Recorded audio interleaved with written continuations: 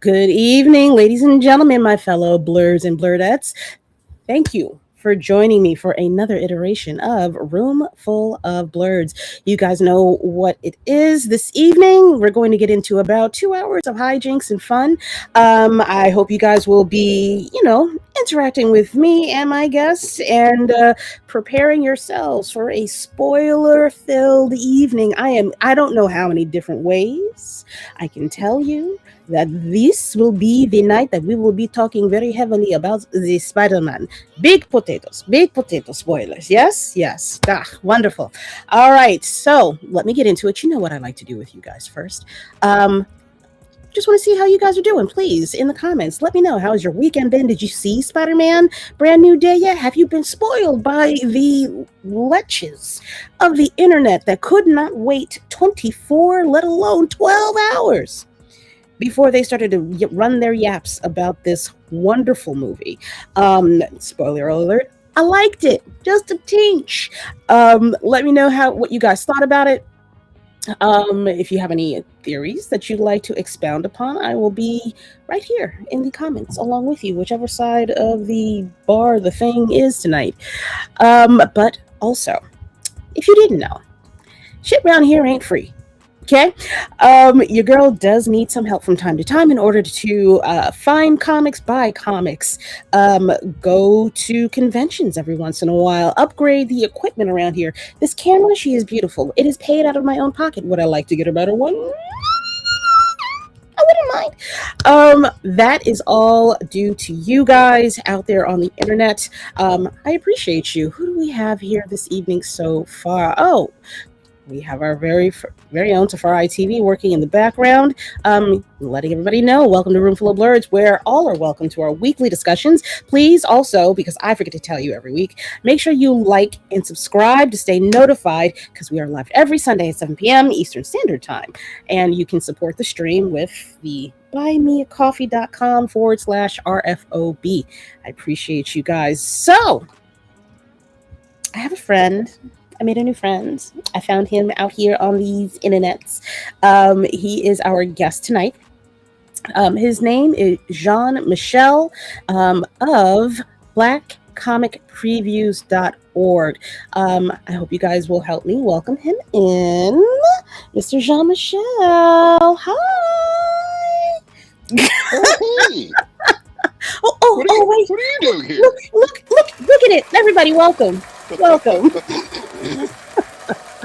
How you doing? I'm great. How are you? It's so nice to have you here on the show. Thank you Thank for you stopping for by. having me. I've been a big fan for a long time, and it was, I have to say, an unexpected pleasure when we got to talk on the phone the other day. I was like, oh, I feel like I've known her for like ever.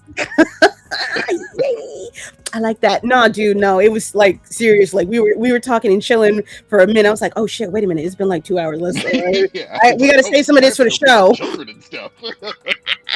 It's like, oh wait, no, there's a whole world outside the bubble. Friend. Oh my gosh. Sean, not Jean, Michelle, thank you again for making time to come on the show tonight. You are, I don't want to say you're new on the scene, because you're kind of you know game, you do know ball. I've been around for a while, but I guess this is the first time I'm being louder than usual in the industry. I like that. I like it. Yeah. I love giving people the attention that they need and making them louder than they're supposed to be, so they can get the attention that they need. I appreciate it. Sure. If you don't mind, for the people that are tardy to the party, and will be catching this possibly a few minutes late, do you mind giving us your origin story? Who are you? Where did you come from? So I guess. And how did you get here? Well, my nerdy origin story started eons ago.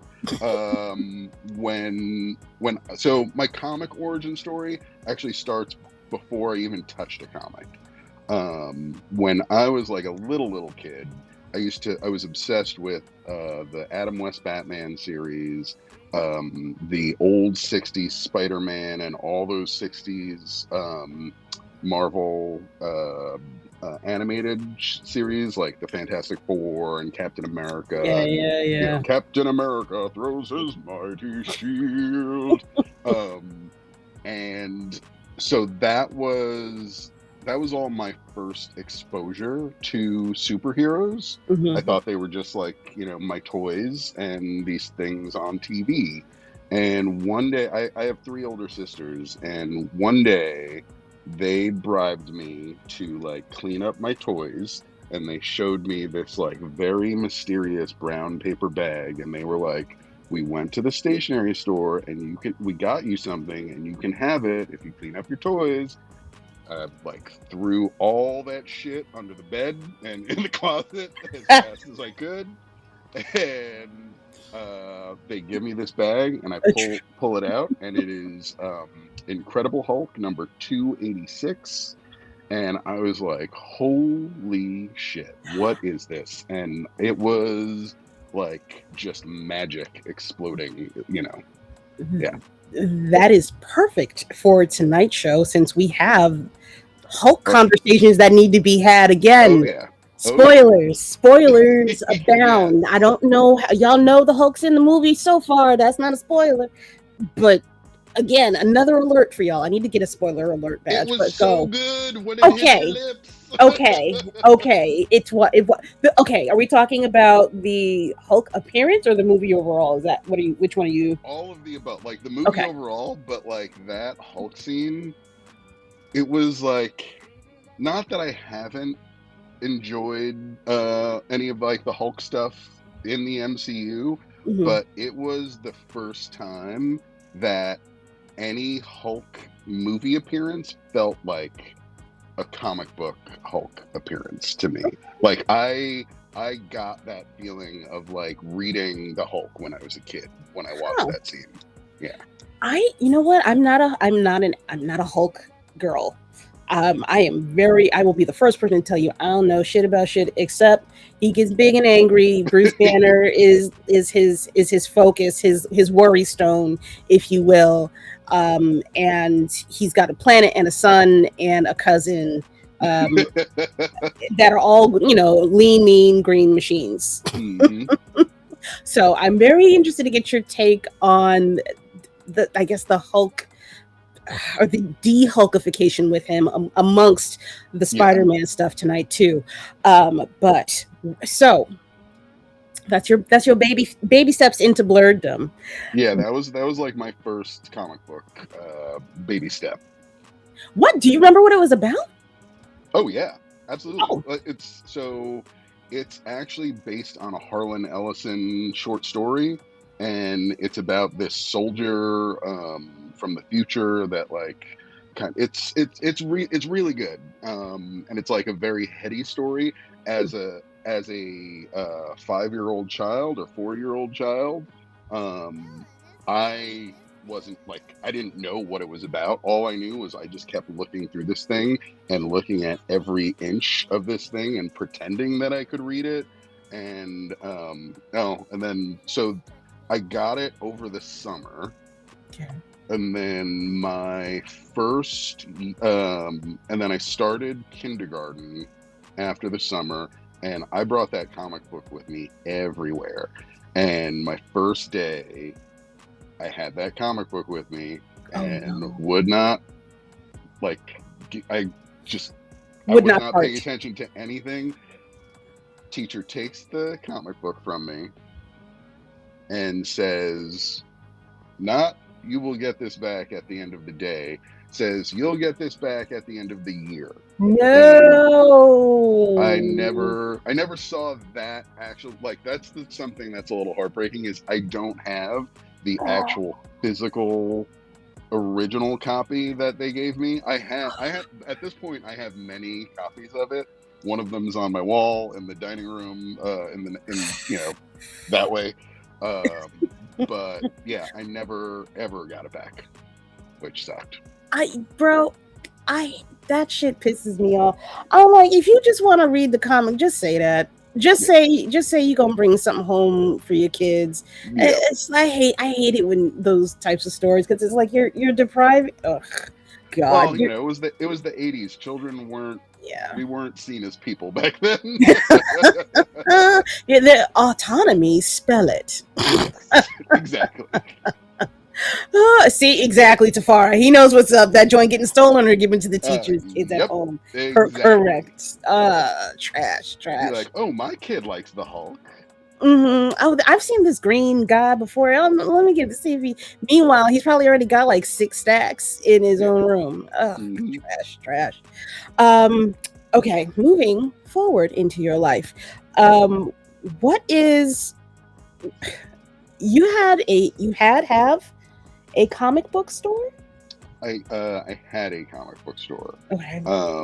So I guess the next part, like the next milestone of my comic book journey, was going from fan to first comic book creator. Oh. And it was when my oldest son was born. I was living in Westchester with his mom. We lived on 5 acres.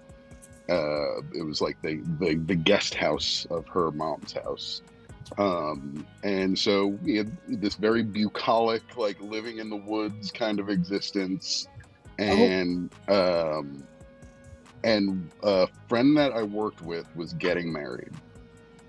They invite me to be part of the wedding party. And everybody in the wedding party, this was like amazing. I still have it. Everybody in the wedding party, we got our wedding party gifts, which were all long swords, like real swords. And like, I had never owned a sword before, and I'm a huge fantasy nerd, and I got this thing in my hand. And truth be told, it was, and they admit it was partially selfish because they wanted to walk through a sword arch after the ceremony. So it's like, well, we're gonna need swords, so we all got swords so we could do that.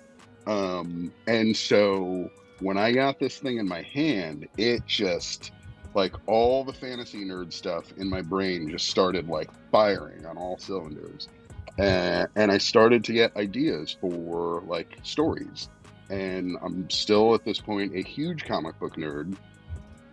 And when we were back at work in our cubicle, I was talking to MJ about all these ideas for stories. MJ, she is also a huge comic book nerd. Wait. What? And who is, you have an MJ in your life? I do have an MJ in my life. MJ was my first writing partner and editor. And also, MJ is where the name of my comic book company came from, the publishing company, and the name of my comic book store. She named it also. Ladies and gentlemen, Miles Morales. I wish. Shoulder touch.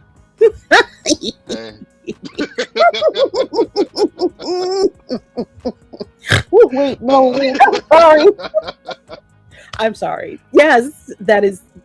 You were meant for comics. Long story short, you're meant for comics. But so MJ comes into the picture. Oh yeah. So you will poop if I tell you what the name of one of my sisters is. Anyway, so if you say Aurora, I'm gonna have to hang up on you. So she wasn't. You know what? Okay. So side note. My sister always loved, when she was a kid, she always loved the name Gwen. And so when she moved to Chicago, she legally changed her name to a name that she did not think anybody, it would like when she did this, nobody ever knew this name, and she thought she was being real subversive and like low key. She's like, nobody will get this. Her name is Gwen Stacy. Shut the fuck up. She didn't know. She didn't. No, she didn't. My sister's name is Gwen Stacy. Yes. Her best friend in high school, who she's still friends with to this day, he was a huge comic book nerd. So much of what I know about comics was through osmosis through him. And yeah, she was like, I've always loved that name. So when she changed her name, she changed it to Gwen Stacy, and then cut to 10 years later, and then Spider-Man finally becomes a movie, and then and now people are like, your name is Gwen Stacy? Yeah, everywhere you go in perpetuity, forever and ever, Yeah. you will be known. Oh God! Well, the Gwen Stacy that lived. Our family we're just like dyed in the wool like nerds. Clearly, well, except for your sister. How would she didn't know that Gwen Stacy? She did know. She knew because her best friend, like, she read comics. My sister read comics. She's an artist. You know, she would, like, in high school, she would paint like comic book panels and stuff like that. But at that time, like, comics is not like it was not like it is now. Right. Like, barely anybody was into any of this stuff, and if you admitted it at that time, you know, it was never always favorable. Yeah, no. But now it's like being a nerd is chic. Kind of. Yes, it's the hot thing to be now. Yay. That is that you. I'm loving your story. So yes, I have an MJ and I have a Gwen. So MJ and I are in our cubicles, not doing the work that we're paid to get, you know, be paid for. And we realized, we were like, let's just like make our own comics, because at that time it's like Kickstarter and crowdfunding had kind of just like started up, and there was all this like go online and like print your own books and like all this stuff. So we were like, we don't need Marvel or DC. Let's just like make a comic. So we decided to like start a publishing company. So we start our own company, Mega Brain Comics. MJ came up with the name. I came up with the logo. We ran 2 successful Kickstarters and put out 2 issues. And then by that point, it's like babies, marriages, like there was 5 of us that were doing it. And it's like everybody kind of moved to different parts of the country and all this stuff. And it was also like expensive. And you know what it takes to put the money. Yeah. And then in like 2009, like between 2009 and 2011, like it was even harder to do then. Like there were only a few Kickstarters that were doing comics. So we were just like, we can't do this anymore. I just want to show this. That's my store. That's the store. That's the store. This is, and it was in Brooklyn. No. It was so. Oh, okay. There's a story. So, it's in Red Hook, New York, but not Red Hook, Brooklyn. There's a Red Hook, New York, 5 miles down the road from me. Got you. So it started in Rhinebeck, which is where I am, and then in the last 2 years we moved right down the road to Red Hook. Red Hook, New York, which is a college town. It's where Bard College is right around the corner. Bard College is also in Annandale on the Hudson, which is where a young girl named Jean Grey grew up there. Yes! Oh my God! Bard College is where Chris Claremont went to school. I swear to God, y'all, I know none of this shit. I know not near. He didn't give me not a peep, a clue, a vowel on all of his origin story with all of this. This is, you were perfect for the night. I have merely just been a traveler on this crazy blue rock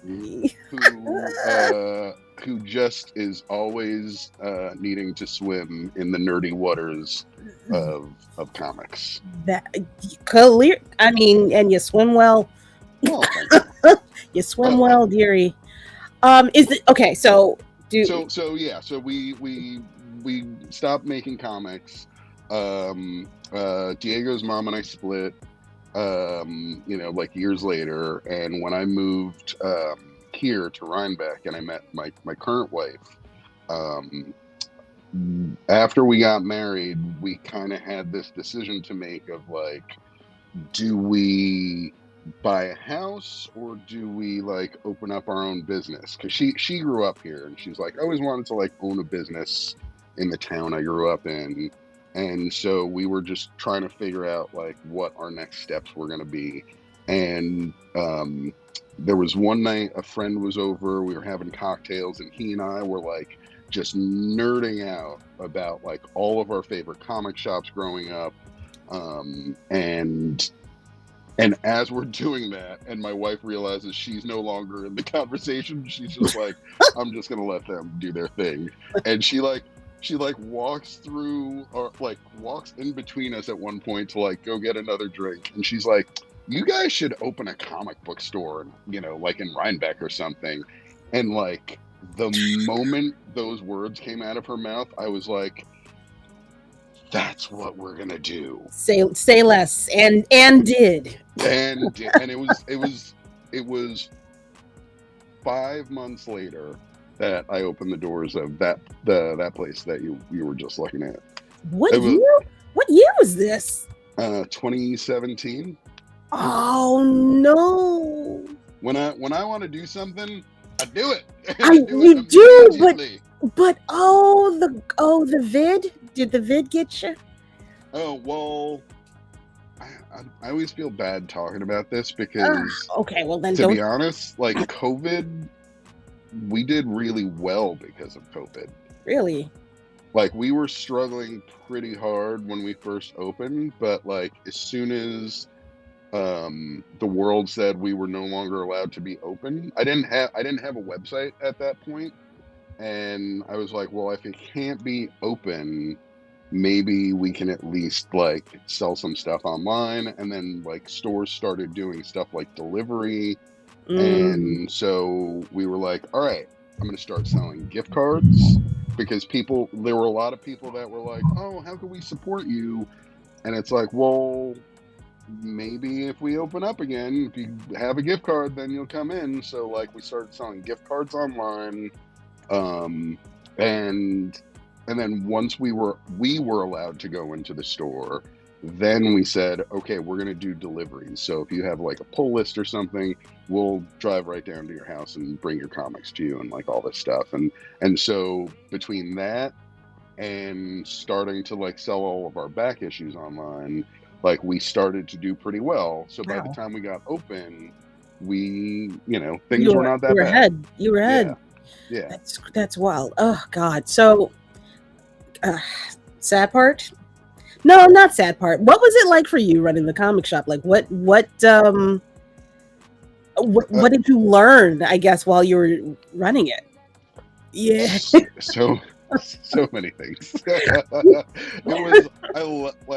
It was the greatest, and also like the most insane, and sometimes just the most depressing that it could be. But I wouldn't trade it at all. It was like almost 10 years. It was like 8 years.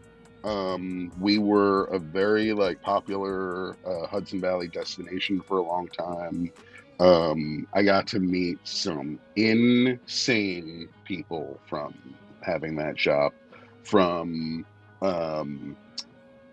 Lin-Manuel Miranda walking in to our store was across the street from Paul Rudd and Jeffrey Dean Morgan own a candy store here. Shut the fuck up. So actually, so that was another thing that like saved us during COVID was Robert Kirkman did that whole Negan comic book that came out man. COVID. And so there was one night I got a message like from somebody saying that like Jeffrey Dean Morgan and his wife were like talking about our store on Twitter and saying like, you should order this comic book from our favorite comic book store, and we'll sign it. And that turned into like 2,000 people ordering this comic book, and like him signing 2,000.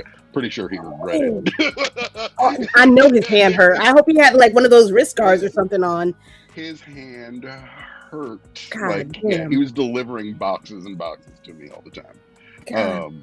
But yeah, it that saved us for a while. So like, just amazing stuff came from the store, and but the other cool thing about it was we were the only black-owned comic book store in all of New York State.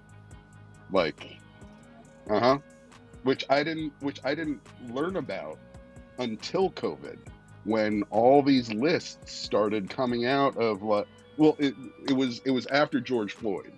After George Floyd, Yeah. there was a lot on the internet. We need to support like black owned this and black owned that, and so this list started going around: support black owned black owned bookstores. And somebody sent it to me and said, like, you're on this list of like black owned bookstores, to support. And I was like, I am. And I like look at it, and we were the only comic shop on there. And that immediately got me. I was like, wait, there's got to be more. I know that there's Ariel in Philly.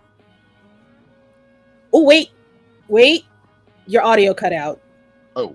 Nope, you're back. Okay, I'm you're back? good. You're back. Oh, sorry. I don't know what that was. It was weird. It was weird.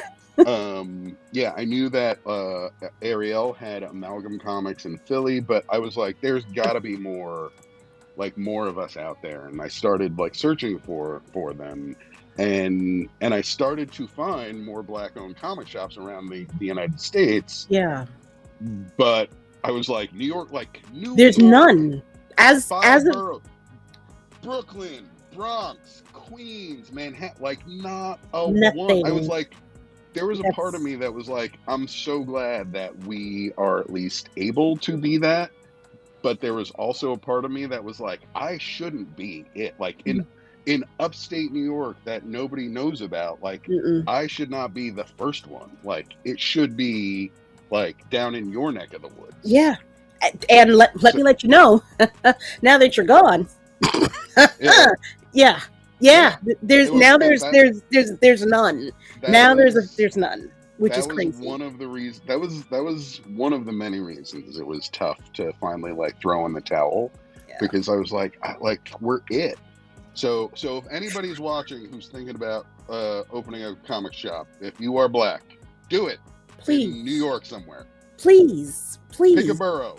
I don't need another hookah spot. Not hookah. I don't need another weed store. I don't need another beer shop. I really don't need another. What else is popping up down here? A Whole Foods. Like I want to buy other things besides those three things that seem to only pop up in New York City. I can't go half on it with y'all because my money is tied up in this. And then when the Ink Alliance started up recently, I was like, oh, why couldn't that start when I was still going?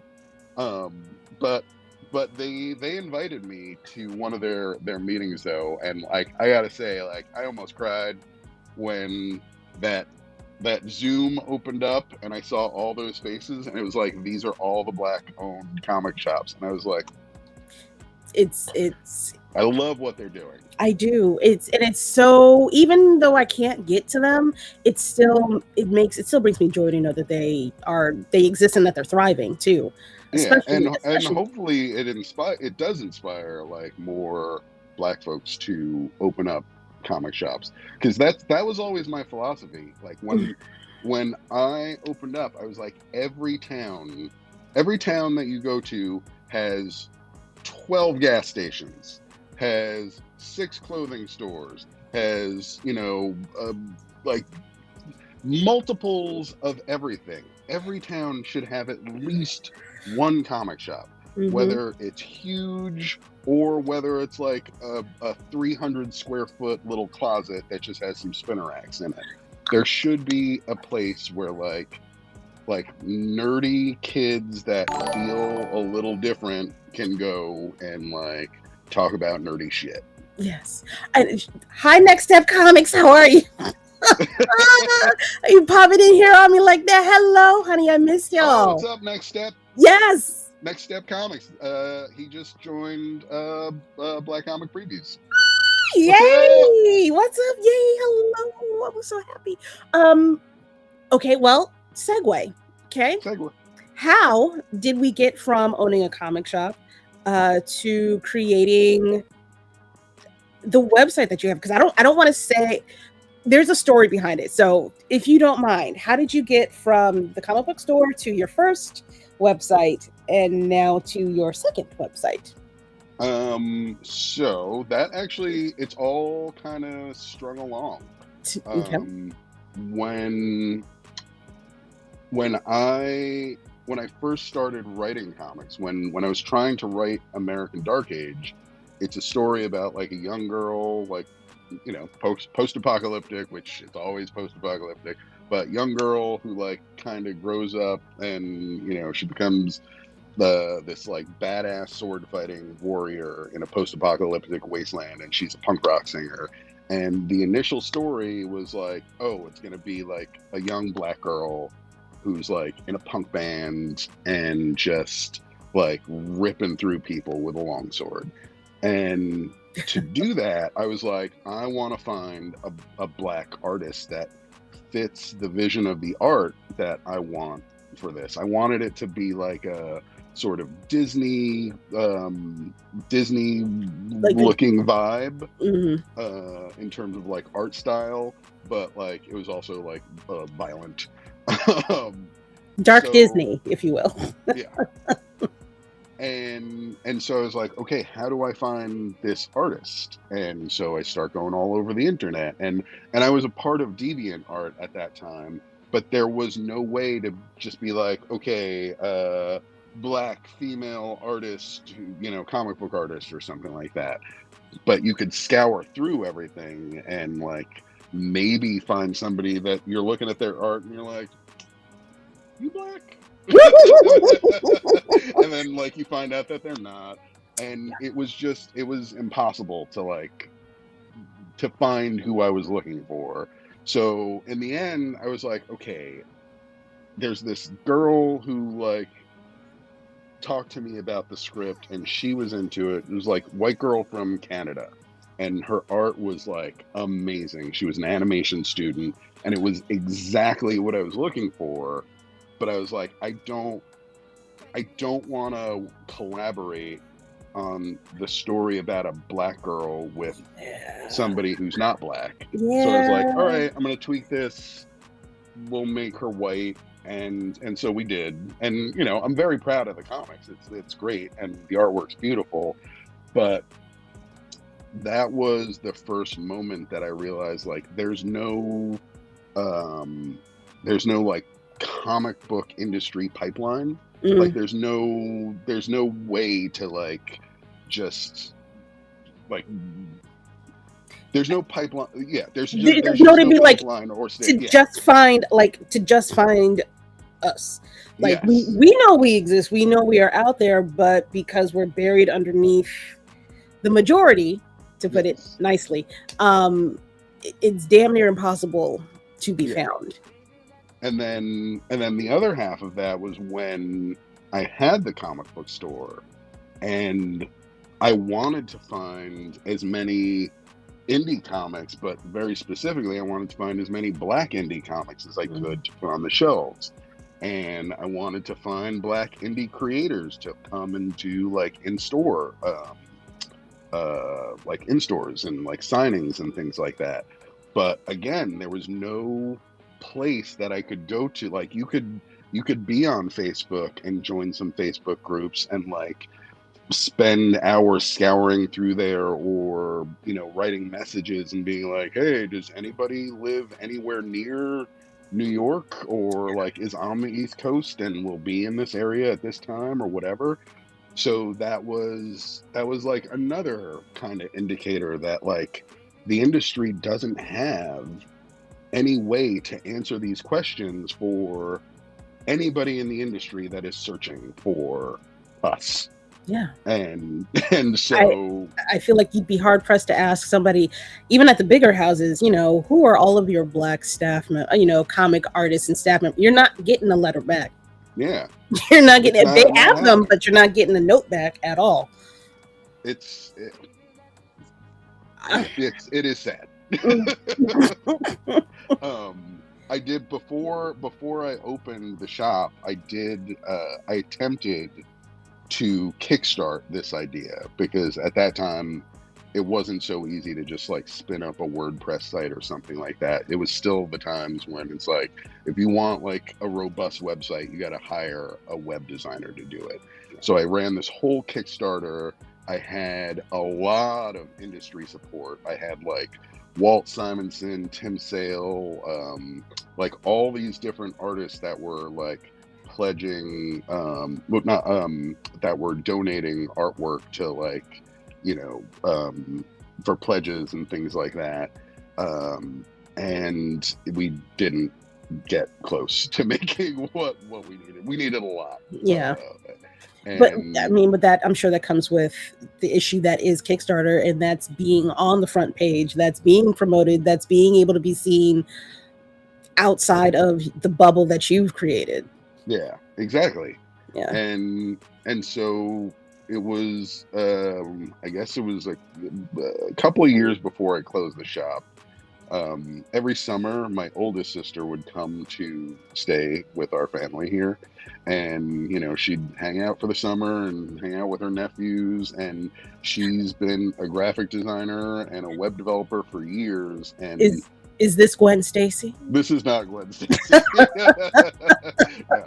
No, Gwen lives in Brooklyn, and she of course she does. She does. She runs art stores and things like that. Okay. But my oldest sister Manon, she's been a web developer and a designer forever, and I started talking to her about this idea. And while she was here, that was when we kind of built like version 1 of this site, which is Comic Booked. So comicbooked.org is still, like, you can go there right now, and there's about 300 comic book creators in there. And it is version 1.0 of what you find at blackcomicpreviews.org. And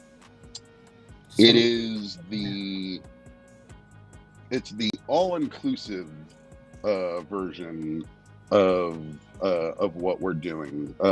When you go there and you go to the guidelines, it says all are welcome, but just know that when you are here, you're a guest of the Black community.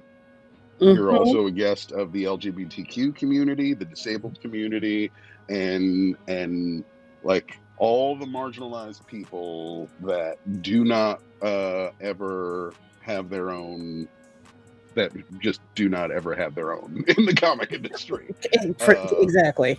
So just know that you're here by our rules. So there's that, and it's great. There's a lot of people in there. If you're a comic book professional and you join up, you'll probably find some of your friends that you know, friends and colleagues in there.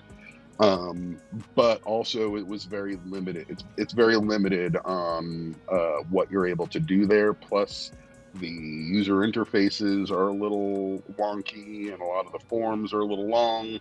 So, how long have you had this site up? So that site has, I think it was 3 years ago when we first launched it, and it was about 2 years ago when we actively kind of started quietly inviting people into it and being like, hey, can you help us test this thing out?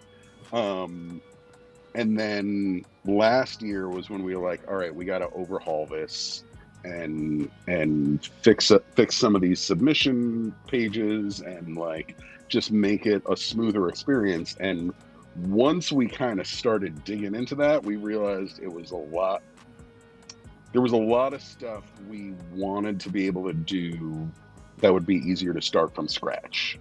And so once we started from scratch, it also coincided with just a lot of the conversations that you witness and participate in a lot of the Black social media groups. There's a lot of Black Facebook groups for indie comics and stuff like that, and a lot of the same conversations are always happening in there about how do we get seen, how do we get paid, Like, how do people find us? How do it all started racking up, and I was like, you know what? Everything in the comic books, promos and stuff like that always talks about this is a site for Black and indie comic professionals, and we want to focus as much as we can also on Black women comic book professionals and all this. And that's when I was like, you know what? If we're gonna start from scratch, I'm gonna eliminate all the other qualifiers and let's just focus on those people right now. So so bcp.org. And it is born. I like it.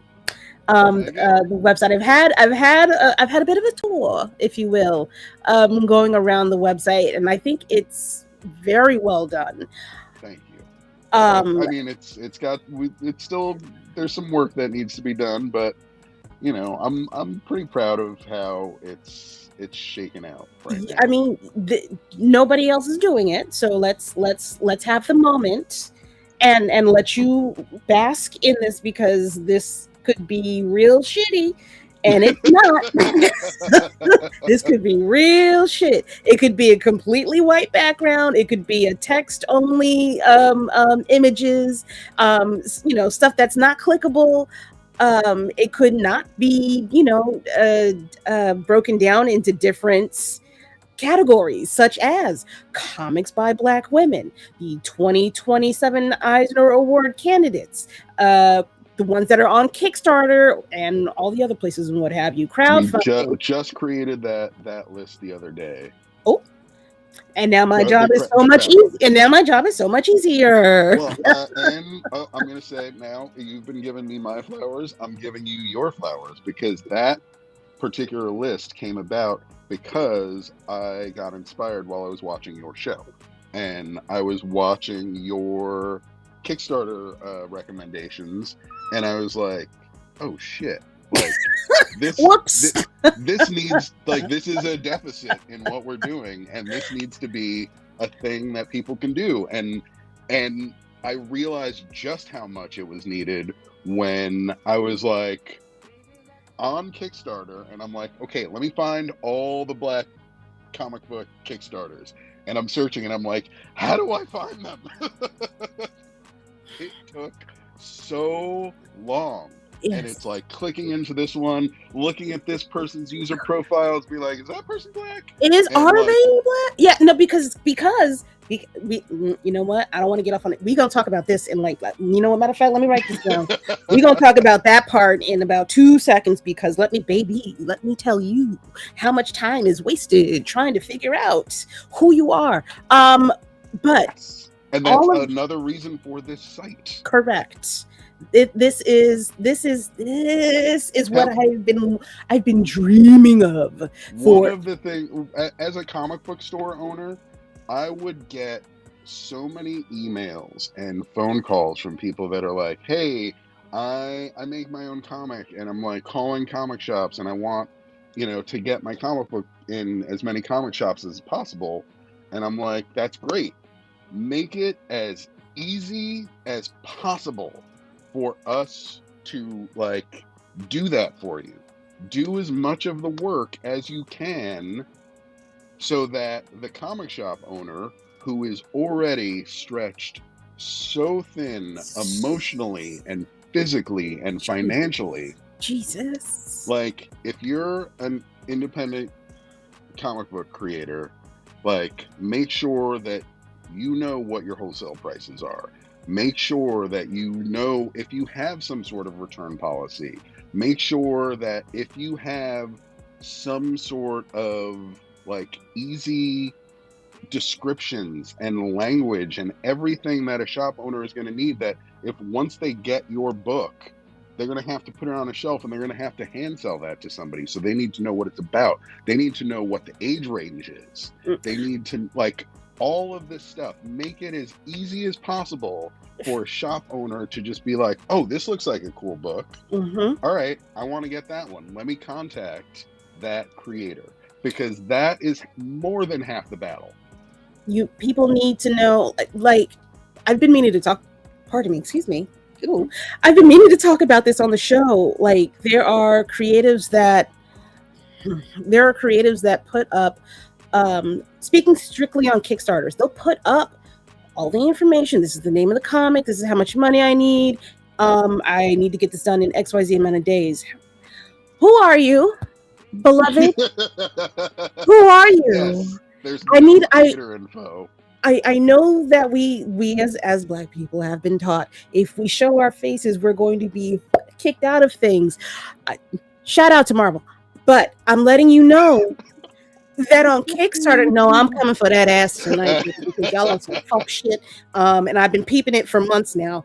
Let me get into that. We'll get into it. Yeah. We and my black ass dollar want to know that I'm giving it to the person that I'm looking for, and that is you, Black creative. I don't necessarily need you to do a tap dance, song and dance. I don't need CGI, operatic, arias. I don't necessarily need all that. I need just to let us know who you are, please. And another good point that you brought up is the age range. Yeah.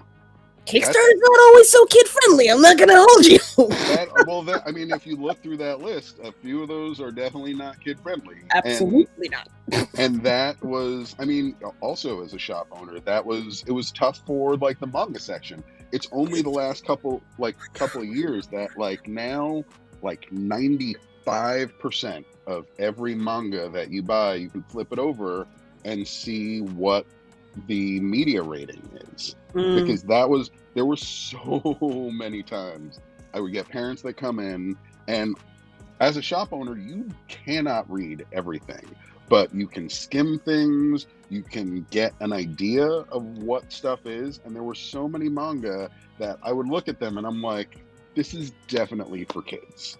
And I'd put it in our kids section. We had a massive kids section, and then inevitably days later I would get a parent coming in and they'd be like, I bought this for like my daughter, and there's like this scene where this thing happens, and I was like, what? And they're like, yeah. And then they'd show me and I'm like, oh, this is not a kid's book. This is not a kid's book. And they were always like, I never had like a Karen moment of like a mother like freaking out or a dad like threatening our lives or anything. They were always very understanding, but it's like you still don't want to be in that position. So like, because now they've got to have a conversation that they wasn't ready to have with their kid, for weeks potentially, depending on what it is. If you make comics, know who your audience is and tell us who that audience is. Because you will always get also more sales that way. Yeah. It's in this. Somebody just said website is fire. Yeah, that's my guy Mayhem. He shoots the shit straight. So if it ain't up to par, he gonna be like, oh, that's cute. that's sweet. I'm glad you're out here in the world. I am wondering. So since I have you here, Oz of Oz. Can you tell me where I would go if I am looking for, if I'm a creative? Is there a place for me to go yet to find other creatives or people to hire? Do you have a section on this site for that type of thing? So we have many upcoming features, Mm-hmm. And one of those features, which is slated for this and also slated for comic books, is a job board. But yes. So we have a list of like coming soon features that we're building, and we have a list of coming soon features of stuff that we're not touching until we have like the right amount of numbers and traffic, because it's just not worth. Like, we could build a job board right now, but we only have 50 members. So and on Comic Book we only have 300 members. Like Okay. That a job board does not make. No, not when, quite. Not when quite. we have enough professionals that are actually like joined and utilizing the site and stuff like that, then we'll be able to like kind of create more features that will be able to like leverage their number, like those numbers a lot better for them all. Okay. So I'll ask you this. The people that are on this page here. Oh, so you're on the icons page right now, Yeah. the icons directory. Okay. Are these people that are interested? These are not members. Keith cool. David is not a member of the site yet. I didn't. I kind of assumed, but I didn't want to jump the gun. So that's part. So part of the design of this and came about from a lot of my friends. A lot of my friends are comic book creators who, over the many years, comic book creators and also shop owners and just comic professionals in general, who over the last like decade, part of being in the comic book industry is obviously being online, like having an online presence. And once stuff like Comicsgate and what was it, Comics Broke Me and all these sort of very unfortunate moments in the industry online kind of came about, it became really apparent that we as comic book professionals need to have not a gate keeping people out of comics, but a gate keeping people that we're able to keep people out of our private lives. Like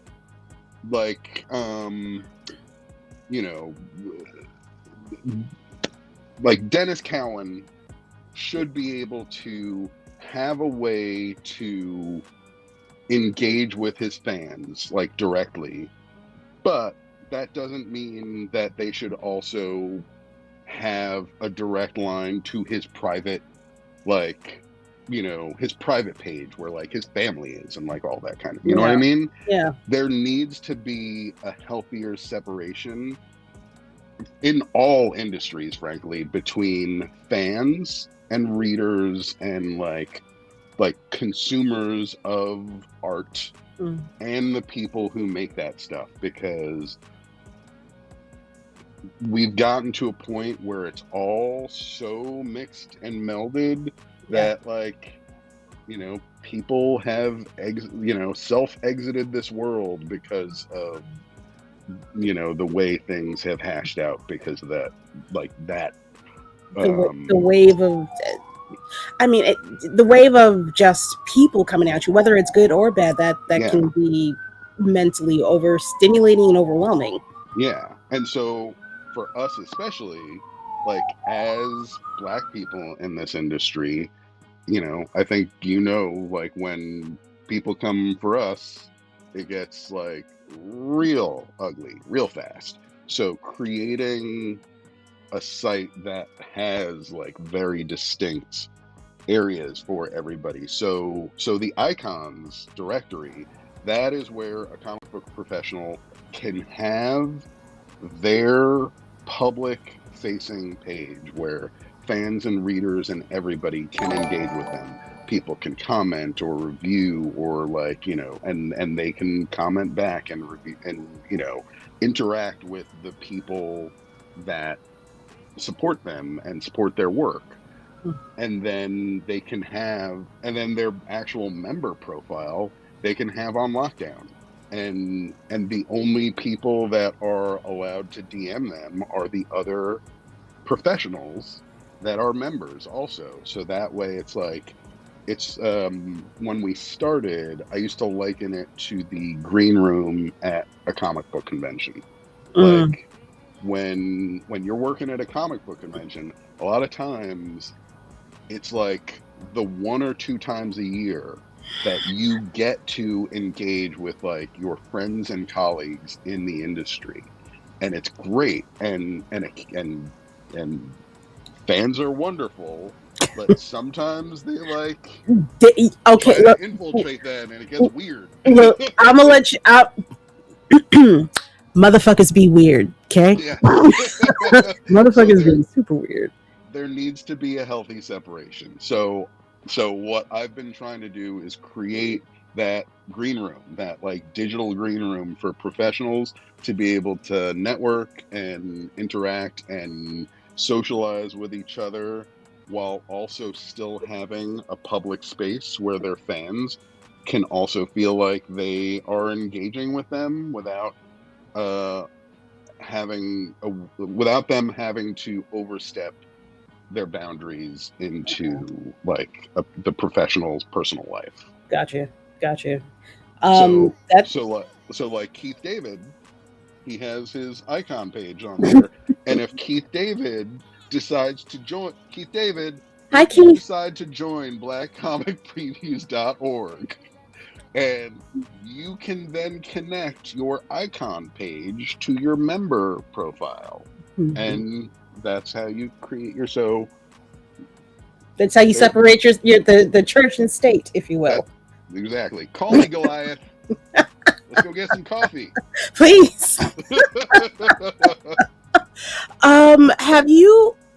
Okay, so what do you need in order to get more members? Like, what are you? I guess what are you offering for, like, because you know, obviously the site is absolutely needed, and the larger platform, the people, and all the way down to the independent publishers, they absolutely need to be on here, for safety, for being informative, all of that. What do you think you give to them that would make them want to come to this site? Autonomy and ownership over their stuff. Like right now, like most of those icon profiles, we put those up there, and so many of these comic books, like, we put them in there, or somebody suggested that we put them in there, and which is fine. But if I didn't write, actually, we'll use Star Wielder as an example, because we just added that the other day. Yeah, I didn't see her. I didn't see her on there. I was like, oh, wait a minute. Don't mind me. I'm going shopping while you're talking. So, So I didn't write Star Wielder, but I put it up there because I'm like, oh, this is amazing. People should know about this book. And the writer, is it Jay? I think is his name. Yeah, Jay Hero. Jay Hero. Oh, yeah. Yes. So, because I think it was it Cuts and Comics that posted about him, I think, or no, I think it was Gulf Coast Cosmos Comics posted about Jay and this comic, and I was like, that looks dope. I'm gonna put that on the site, and I commented like, you're on BCP now, and then Jay saw that and was like, oh shit, and joined. Yeah. And immediately was like, oh, hey, can you change the description and like the cover for me? And I was like, actually, you can do that. Like, once somebody joins the site, if their work is on there, then they can claim it, and then they make all the changes and the edits to all their work that they need to, and then it's out of our hands. If you have 6 comic books that you have produced in like the last few years, and you see that one of your books is on our site, and it's like, well, where's the other 5? You can join, take ownership of that one, and then add the other 5 to it, and you control what everybody is interacting with. Like, don't leave it up to us. We're just creating we're essentially creating the stage for everybody to play on. Okay. You had you had my curiosity. Now you have my attention. That's That's great. that's kind of the crux of this is one of the I feel like there are a lot of sites over the years that have attempted to do like little bits of this kind of thing and like certain components of it, but you can only maintain that yourself for so long, and in the end, like, you shouldn't have to maintain it. Like, all of this stuff, like databases, in my opinion, should be run and operated by the people whose data is in there.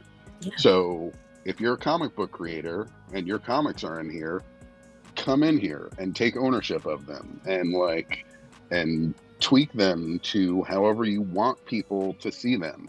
And there's also only so much info that we can personally find on the internet about you. So Right. like, maybe there's something about the comic that we don't know that just wasn't easy to Google. So you go in there and like change all that. And you can also let people know when your next. Actually, no, I don't know. Is there a way to let people know when your next issue is going to be due? I guess that would just be them So coming up. if you scroll, this is Comics by Black Women. Go down, I think one or two more. That's the Eisner candidate. So right there, Indie Picks, August 2026, and then one more down. Mainstream picks. Mainstream Picks. So both of those lists are automatically populated by the release dates. Oh. So if you submit your comic book and the release date is within, if it was released at least 3 months, if it was released 3 months ago, or if it's going to be released within the next 3 months, then your comic book will pop up in one of these lists. So if it's an indie, it'll pop up in the indie list. If it's something for one of the mainstream publishers, it'll pop up in the mainstream one. So that way, if I'm a comic shop owner, or if I'm a comic fan who's like, I want to know what to put on my pull list, or I want to know what to put on our shelf that's coming up, then you go in there and you're like, oh shit, this is coming out, I'm going to get this. So those two lists are like, that's, so especially if a creator has like an FOC date, like you have the option to put in an FOC date, like actually right there, Roots of Madness, Stephanie, like for the past few days, she's like, FOC for Roots of Madness is, what is it, August, was it like 18th or something like that? Yeah, because the release date's September 22nd. Yeah. So August 28th. So if you have a comic with an FOC date, it's right there. Wait a minute, it's right here. It says the FOC date right here, August 3rd, 2026. Yeah. Holy crap! Yeah. So this is what I'm talking about. If you are a comic book creator, make it as easy as possible for people to find and pay for your work.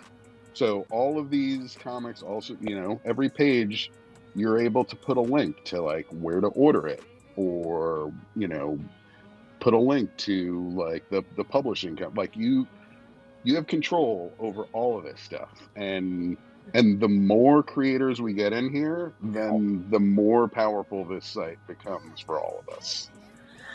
I need this to be done. I need this to be done so that I can sleep at night. I mean, the biggest hurdle right now is the fact that nobody, like most people, don't know about the site. Every day I'll see somebody see us on Instagram and be like, oh shit, what is this? This is cool. I didn't know about this. And so it's been baby steps. Like we have 50 members right now, which 2 weeks ago we had 19. So, ladies and gentlemen, if you think I'm fucking around, please understand. I think that you need to bookmark this website immediately. Bookmark this website. just join it. You can join it as a fan or pro. Mm. So as a pro, if you're a comic professional, if you're a Black comic book professional and you join this site, it essentially becomes like LinkedIn, but exclusively for the Black comic book industry. If you're a fan, then this site becomes Goodreads or Letterboxd, but for Black comics. And you can like log all your stuff. You can create lists of like your favorite stuff. You can share all those lists on like all your other social media sites. There's also, if you're a comic book professional, there's also a private chat, so you can chat with each other. And there's also a community feed, so you can also post. If you go to community on the fourth tab right there. There it is. Yeah. So scroll down. Mm-hmm. Keep scrolling. Oh! So right now it's just me posting because we only have 50 people in there. Yeah. But yeah, once you have your membership, you can also post in here. What did it? Oh, that was. Oh, you know what? My commentary of the Disney. I'm glad you got this because we're gonna come right back. This is a perfect image for me for later this evening. Thank you so much for putting this on the site. See, look, already is still making my walks like a duck and it talks like a duck. Yeah, it's probably racism. Ta-da! Okay, so. And you can comment on everybody's posts. Actually, they're not posts. They're called thought bubbles. So post a thought bubble. I like that. I'm not gonna leave a comment right now because it's probably gonna be. I won't get canceled, but people might look at me funny. Okay. What else do you want people to know about this site? I mean, so I'm just gonna look at this little heart that's up here. Oh well, yes, there's that. What is this? You know what? I do want you to know about that because this entire site and comic books are both completely self-financed. I have put a lot of money and a lot of time that my family can attest to into creating all of these. And unfortunately, websites are not free. Like, to maintain a website, it's not free. In fact, just 2 days ago, I got an email from one of the sites that holds our data, and their email said, "Hey, it looks like there's a lot more activity and a lot more stuff on your website. So now we need $50 each month." Oh, so all of this stuff costs. And so if anybody out there who sees the value in this and who recognizes the value and finds this site useful, hit that little heart up there, and you can give us a little tip, either one time or monthly. You can, as little as $3, or if you want to give us $10, you can do that. Or if you want to give us $50, you can do that. Or you can do 30. Or you know what I'm saying. However you feeling, man. If you feeling froggy, jump. Whatever's in your heart. And you can do it once, or you can do it if you got it like that, Or you can do it one time. Yeah. And it would help immensely. It would help us to not only maintain this, but also, as we are able to generate some more funds for this, there's like some really cool stuff that I want to be able to do. Like, not least of which is I want this to eventually become a dedicated app in the Apple App Store and in the Google App Store and all that stuff. But that is where, like, just to have an app in the Google App Store, you have to have a Google like a developer account, which is like Yeah. $100 a month. Sorry? And $100 a month. So Yeah, like, that is, I didn't look, yo. like the world of websites and apps, like it's very easy to like kind of create all this stuff, but to actually like get to the point where it's something useful for like many people, like it costs money. So if anybody can like help, so that's also, if you look at the stat ring, how there's, what is it, there's 419 comics, we have 394 icons in there, we have 17 black comic shops on the app, and 241 publishers in there. And that 0 is the amount of people that have donated or contributed any money to the app. So good Lord. All it's right. been 0 for a long time. Okay. Well, I think I yelled at you a little bit behind the scenes too. You did. I need this. This is not sufficient. I will. This is not asking for help. This is very much, hi. If you happen to see me and you click on it, it's there. No. This has got to be a little bit helpy. I will make all of this louder. Okay. Thanks to you. You inspired me. Yay! Hooray! Yet again. You also need. How do you feel about? I don't want to get too far off of or deeper. You know what? I'm not even. We'll talk. I'll talk to you later. I'll talk to you about all this stuff later. I'm excited about this. I really want there to be. Are you looking into a way to like? The other thing that people can do, because I also understand. I understand the reality of the days that we live in and the reality of where we live. And not everybody, exactly, in this economy. So if somebody does not have $3 to contribute just to say, hey, thanks for making this website, the other big thing that you can do is just join it. So we need more members. So yes, we need money to maintain the site, but also in order to grow the site, we need to grow the site. Yeah. So we need more members to join. We need more members to participate and like review comics. We need more members to like share, things that they see in this site on Facebook or on whatever social media that they have. Like, we just need people to actually like not just browse the site, but actually use it and engage with it. Because once that starts happening more, then we'll also be able to do more. And the more people engage with it, the more we're also able to see the things that don't work. There were a number of things like bells and whistles that we had added early on that once a few people started using things, we were like, oh, that doesn't work, or that doesn't belong there, or that or oh, we forgot to add this thing that people keep trying to use. So yeah, use the site, please. Use the app.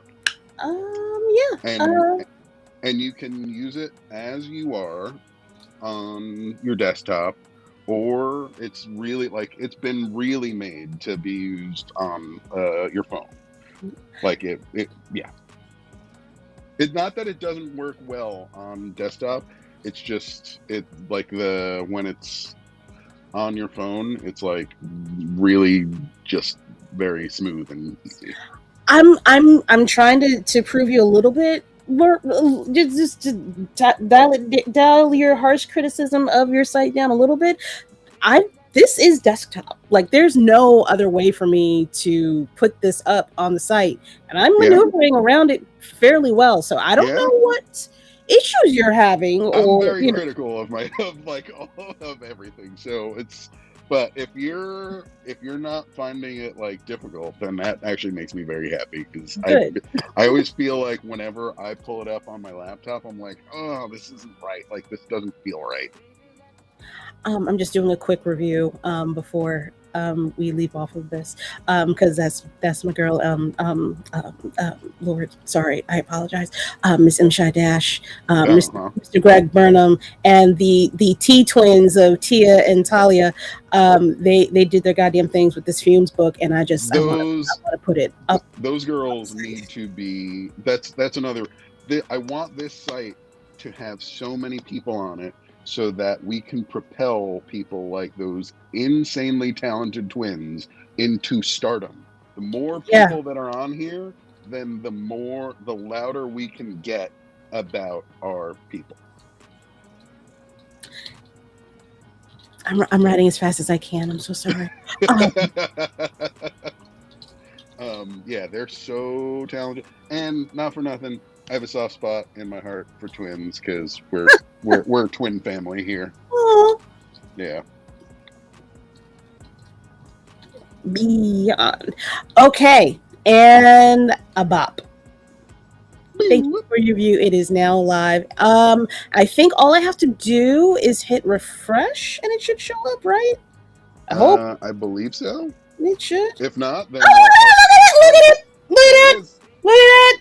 Look at that. Look at you! Oh, look, and I can forward it to my people. You can Look send at him a that! message. You can share it externally, or you can copy the link and then paste it And somewhere. paste it somewhere. I meant that. I meant that shit. I'm sure. Come on through. Look, this is a very this is a website that we need. The comic community as a whole needs something like this, but fuck y'all. Black people got it first. Thank you. And not for nothing, that's the other thing is I feel like a lot of the sites where we are feel very hostile towards us. I mean, they always have. You don't say. Particularly lately. Mm-hmm. So if you are a Black comic book professional and you want a break from some sites that maybe don't feel so welcoming to you, come on over. It's Black owned. Yeah. These people are here. It's the Black comic book convention, but just on paper, just on the websites. It's all virtual. It's almost like Virtuous Con.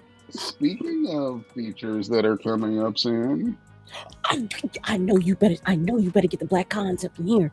I know you better get them Black Cons. You hear me? Keep an eye out for the next week or so because some stuff's gonna start popping up. We're gonna talk offline because I have things. You know some things? I know some things. Could be for sure. Okay. I like this. I'm liking this more and more, yeah. Okay. All right, so with this glorious new development in our comic book world, I wanted to get your thoughts on the latest iteration, because all of this is supposed to eventually turn these books into potential, I don't know, TV shows, a play, I don't know, a movie. Actually on that subject. Yes. One thing that I always kind of think in my head that I guess I'll say out loud right now is how, the cycle of, I don't know, I guess the guilt people feel about Black folks that ebbs and flows, and every now and again somebody's like, let's support Black something. This gives them a definitive location to find you and support you at those moments when they're like, let's support Black creative people, or let's support Black artists, or whatever. At those times, go to blackcomicpreviews.org, and there's a whole slew of creative Black people that you can find and their work to funnel your money towards. Quite easily. Quite easily. Like we literally, again, have done the work for you. Yeah. You don't have to do a damn thing. Who was it? Who was it just the other day? Like joined and uploaded a ton of their comic books that are now in here. It was comics. By the way, I love comics. Yay! I do. It's like it's my whole thing. Who was it? Oh my god, we have you know what? I'm just realizing we've uploaded so much stuff in there. Oh, I have finally added Tuskegee Airs into yes, Vashmir. Yeah. Oh yes, Vashmir. Vashmir joined. Yes. Yeah. Yeah. You might have another person possibly, potentially, maybe showing up. I can't say yet. I'm going to talk to them and see what shakes out from that. I saw that they liked your site, and so now I'm going to go bother them and be like, "What you doing? What you doing? Huh? Don't you want to do it? Go do it." A couple weeks ago, I texted Regine and I was like, "Hey, can you send me your I was like, I just want to at least add your books." Yeah. Because I know she is just busy as all get out. So I wasn't even going to be like, join up and upload your books. I was like, let me do it. And she's like, I'm like, she's in the middle of I guess reissuing. She's going to start reissuing stuff. I know. And she's like, so it's not ready yet. And I was like, all right. I need her. Oh God, I forgot which book it was just that fast. There's one of the books that she sold out of at SDCC, and I want it, and I can't remember what the name of it is off the top of my head right now. It's driving me crazy. Okay. With that said, but yeah, I'm not adding her stuff until she says it's okay, because yeah. Okay. Yeah. You got time. Okay, everybody. All right, we're getting into some shit. blackcomicpreviews.org. Go on there now. Please, up at the top. All you have to do is just join. Hit the little profile button. Please, it's right there, and you can go to Instagram and go to Black Comic Previews as well. You can share the site with people. You can put it in your stories. You can copy the link. Caring. Yes, copy the link. Put it on Threads, Twitter. I don't know who's still there. Threads. I know who's still there. That's why I'm not there. Correct. Spill if you got it. And everywhere else that you take fucking goddamn talk. Clip this some bitch. All right. I mean, if they still let you do those types of things over there. I haven't been over there in ages. I'm really sorry for the TikTok people. I'm sorry. I have neglected you. I will be back soon. Tick fucking goddamn talk all day. Just spread the word. Let people know that this thing exists and it's only going to get better. Okay, that is my whole spiel, especially with these indie comics. The comics themselves in general will only get better. It's the same deal with this website, but it's already fucking amazeballs. It's amazeballs. The potential. All right, all laid out for you. Done. The hard part's done. Just show up, show out. That's all. Okay. All right, everybody. With that said, we are going to go into our next segment of the show. I'm going to give you guys a semi-commercial break. It's not really a commercial break. It's more of like a 30-second don't if you haven't seen the movie, this you got 36 seconds. Okay? Before 6 seconds to run we start saying some shit. Okay, because we're gonna be talking about this fucking movie, and please don't copyright strike me. I think I'm gonna get one, but I don't care. This movie was perfect. Almost perfect. The last moment of the movie fucking broke me. Oh, gross. Yeah, I was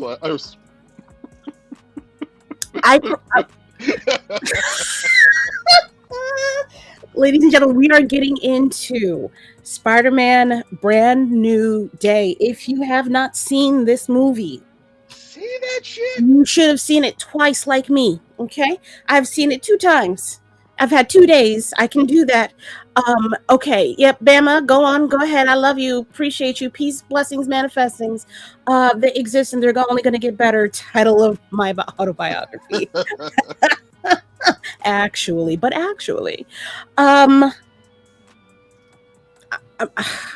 I'm gonna give my I don't know if I should do my rating now or later. I'm gonna do my rating right now. I'm giving this a 9.5 out of 10. There are pieces I judge harshly. I promise you. The 0.5. I'm a harsh judge of film. There are things that pissed me off in this movie, but as I've heard this be said by multiple people, as they sat with it, it grew on them. There was somebody that I know. Oh, shout out to the movie blog, Anthony. What up, dude? He started off with giving this movie. I want to say he started off with a 7 in his head when he left the theater, but by the time when some time had passed, he had gone all the way up to, I believe it was an 8 or a 9 as well. I don't want to overshoot. And I think it's because of the little things that were annoying, but for me, this is the best Spider-Man movie that we've had in a long time. And that is saying a lot because I love me some Andrew Garfield. I know nobody will give that man his praise the way I love Amazing Spider-Man. I didn't like the second one. The second one, not so much, but I loved Andrew and the story that they told with him. The villains are always kind of, it is what it is. I loved his take on it. Say again? I loved his take on like I loved his Peter. Yeah. I loved all of the Spider-Men. They like, even Toby, like I remember waiting in Times Square, like I don't know where we were on the block. It was like around the block like 3 times for the opening of the Sam Raimi original Spider-Man. Yeah. And that was a time to be alive. That was a time. It changed my DNA. Yeah. But that being said, I love and adore Toby, and I love those movies. Love the second movie. Yeah. It's still, those movies still never felt like those movies still never made me feel like I felt reading my favorite Spider-Man comics. Yeah. They were insanely huge achievements, and they were gorgeous and amazing and exhilarating.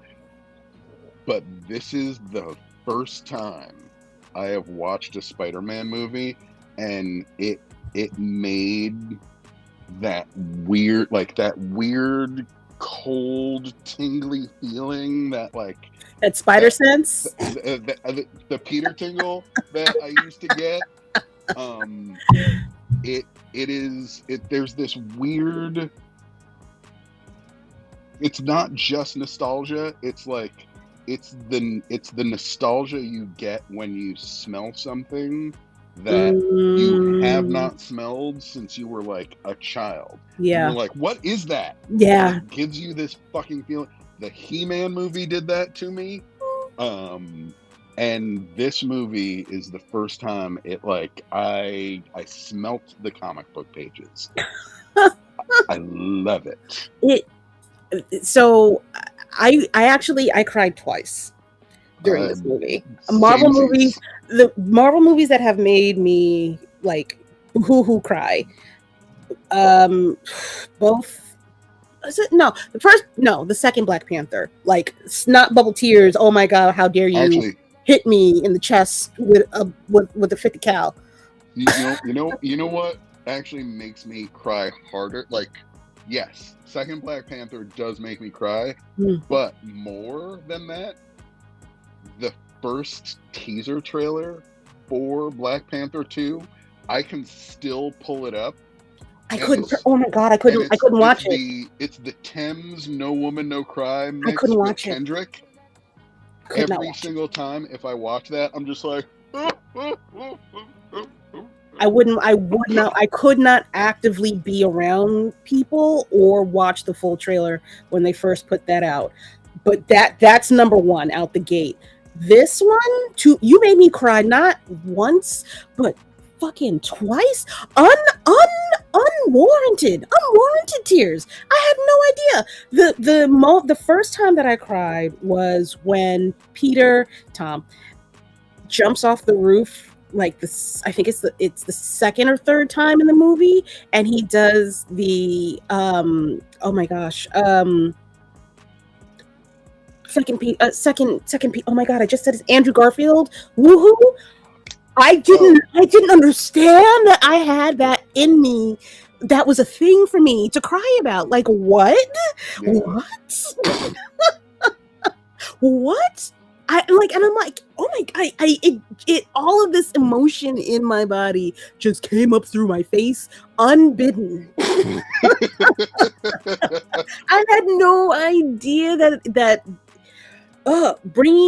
seeing them the first time, all three of them together in the last movie, was super fucking special. It was so special. It was very fun. Yes. It's kind of what I wanted. I'm just going to mention Star Wars once, but it's what I wanted from The Force Awakens. Like, I just wanted a moment with, like, my original characters, just a moment with all of them together so that I could be like, okay, now kill whoever the hell you want. Correct. Wipe off the board, let's start clean. All right, I've had my moment, get the fuck out of here. Yeah. That is what, like, having Toby and Andrew, when Andrew Garfield says, so do you have a suit, or are you gonna go out there dressed like a youth pastor? Like, lost my shit. Oh, that shit was hilarious. Oh my god. Okay, so to have them have Tom Holland's Peter come full circle with that suit. Yeah. He carries them with him literally all the time. That is beautiful. Beautiful. But then to take on their manner, their some of their subtle characteristics, their quirks. Yeah. God fucking Tom motherfucking Holland, you having a fucking year, man. Watch your back. we got you. But I'm just saying, god damn, you having a banner year, my dude. Also, beautiful, like, human. You cannot like it is. I can only imagine that it is. Why? Why? I can only imagine that it is what every filmmaker hopes for, is the chemistry that you get from the like Tom and Zendaya. Like, I mean, they're married, so like, of course, but like they did the right thing. They got it. Yeah. They got it in one. Like their moments are just goddamn fire. And then not for nothing. Like, yes, they're married. They have amazing chemistry, but the fucking chemistry between the three of, like, Jacob Batalon. Yeah. Like, that moment with all of them in the living room, I was like, oh my god, like, you could have had all of any combination of them in a completely different Spider-Man movie, and it still would have been perfect. Yeah. Still would have been perfect, barring depending on who the director is. Can I ask? Because there's one. I really only have one major thing that I did not like about this movie, but it's also not super major.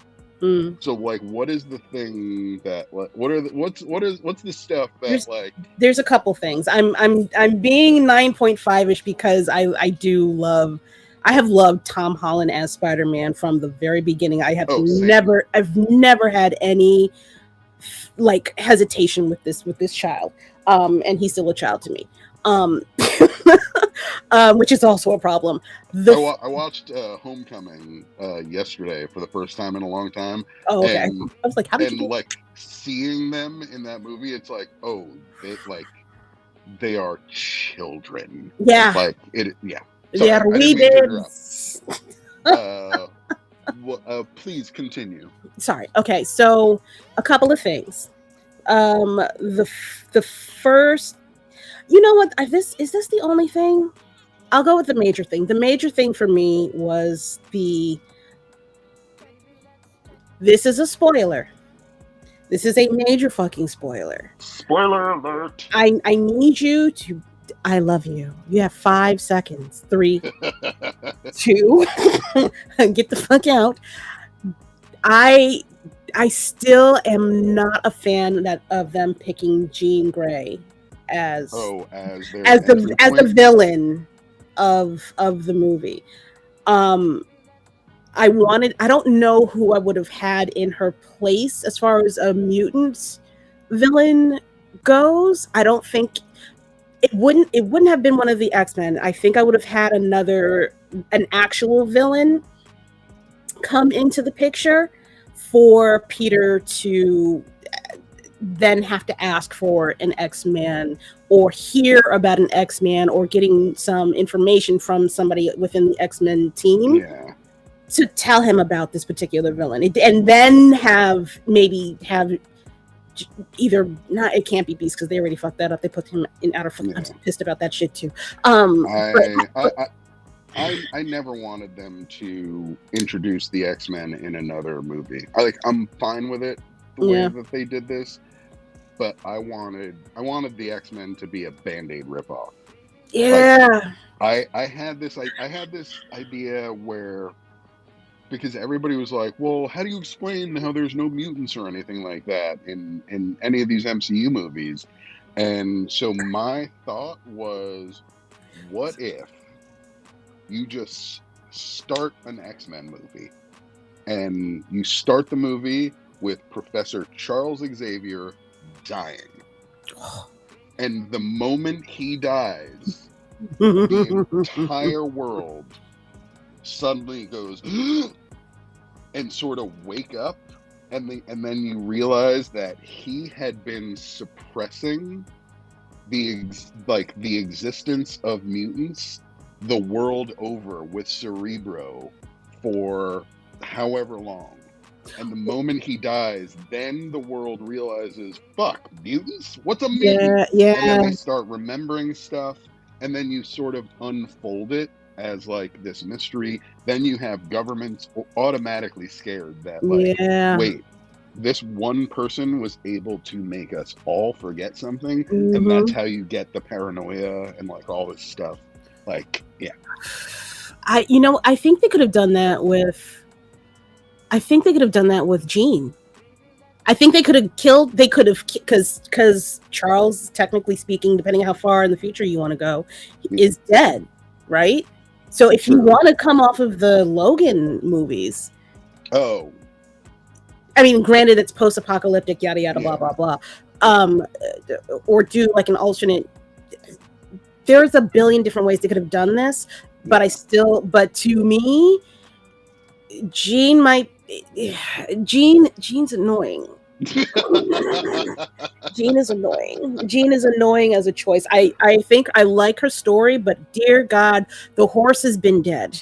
The horse has been dead for decades. I will say, I also I'm not a huge fan of the character. I do kind of like that they've given her a little bit more of an like, you know, she's not just like Scott! Oh my God, Scott! Where are you? What have they done with you, Scott? So they've given her like like they've made her a real person. I mean, Yeah. and she's a little edgy. Like she straight up Yeah. murdered some folks in this movie. That old man who she's just like gonna walk into the street and pew. Yeah, I he was like, did. shit. Oh no, she killing. Nah, I'm going to kill. You want to see how precious life is? You want to throw my sister away? Bet, got you. Yeah. I'm at least glad about that, but I co-sign that. It would have been much more fun if with a different person. Yeah. I'm kind of stuck on which villain I would have chosen. Thank you. Yes. No, it didn't. No, dude. That's a winner. That's a winner in my book too, sir. Okay. There's so much shit to talk about with this movie. Okay. Can I Go. Well, the one thing that bothers me about this movie, and it's something that's bothered me before the movie even came out, Punisher. I haven't. When I was a kid, I was a big Punisher fan. I loved Mike Zeck's artwork. I loved everything he did with the Punisher and all those early Punisher War Journal comics. And then I grew up and I was like, I don't like this anymore. But John Bernthal, wonderful actor. Wonderful. I've never really liked his portrayal of and it's not even necessarily his portrayal. I've never liked the way that the Punisher has been written since the Daredevil TV show, because I don't feel like he doesn't feel like the Punisher to me. Like the Punisher in my eyes is not conversational. Like he's not like having existential chats with Daredevil on a rooftop. Like he's almost childlike in his anger a lot of times. Like when you watch the original Conan movie and you see Arnold Schwarzenegger like just like and he gets that like look in his eye and like what is it, like frenetic? Yeah, that's how like the Punisher has always kind of been more of like a force of nature that is just kind of strung through stuff. And John Bernthal is doing a great job. Like he's a great actor, but the character that I always see him as whenever he's Punisher, including in that awful one-shot episode that they just made, is Logan. Like, take all that Punisher gear off of him, throw some claws on. He is playing like that is Wolverine. Like this movie, when you think about all the conversations that he's having with Peter and stuff like that, those are conversations and like the spirit of those conversations. Yeah.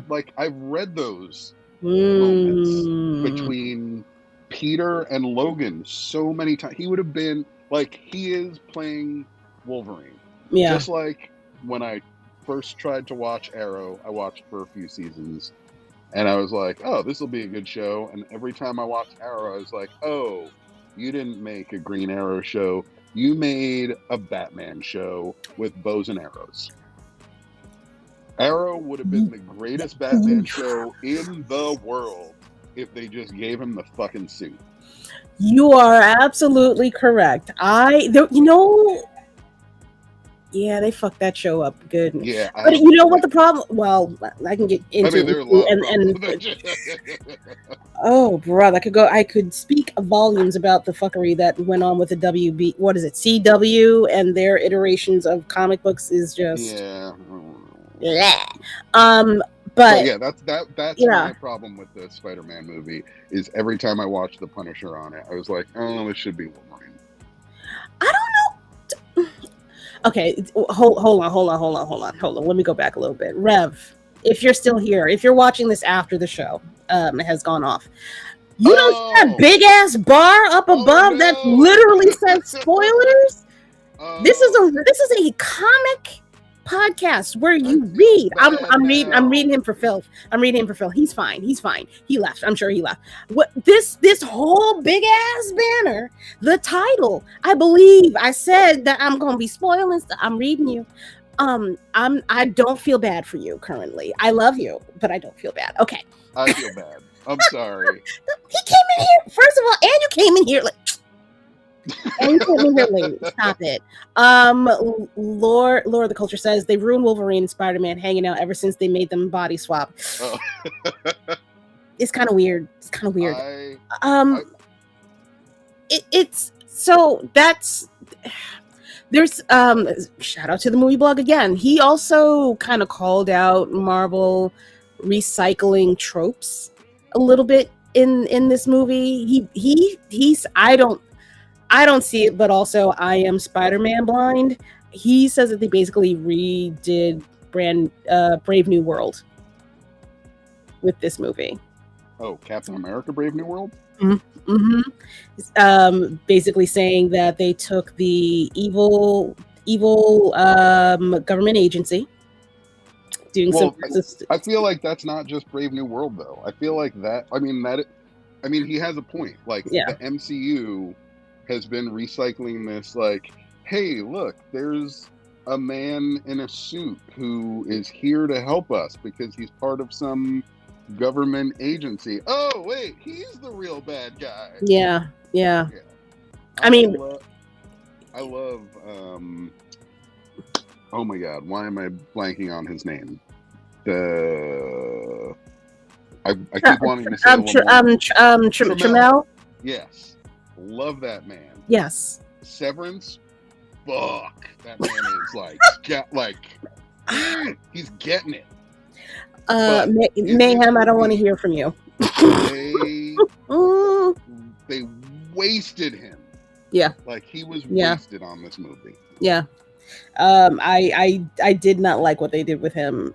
His range is so much greater than what they gave him. But okay, well now we're gonna open up the door to this one. Look at what they're doing with all of their black characters so far in Marvel. They do not know how to use them. They don't think about the repercussions of the lack of their character development or the depth to their character at all. They've had Tramel, they had the love of my previous life, Giancarlo Esposito. They've had him in a movie and it got dumbed down all the way to just basically a ragtag war criminal in Brave New World. Jesus Christ, they should have done more with it. They fumbled the ball with Mahershala twice. You had him in Luke Cage. You had him come back saying like, you know what, I'll come back and I'll be Blade. And they fucking. How do you? Pissed. This. Yes. Tramel Tillman could have taken over for Kang. Yes.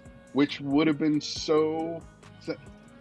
When people started like, what are they gonna do now that Jonathan Majors? It's like it's fucking Kang. Kang has looked like everybody. They just brought him back in X-Men 97 as a white dude. You think y'all was okay with that though? Yeah. That's not confusing to anybody? No. Also, not for nothing, at one point Ravonna Renslayer is Kang.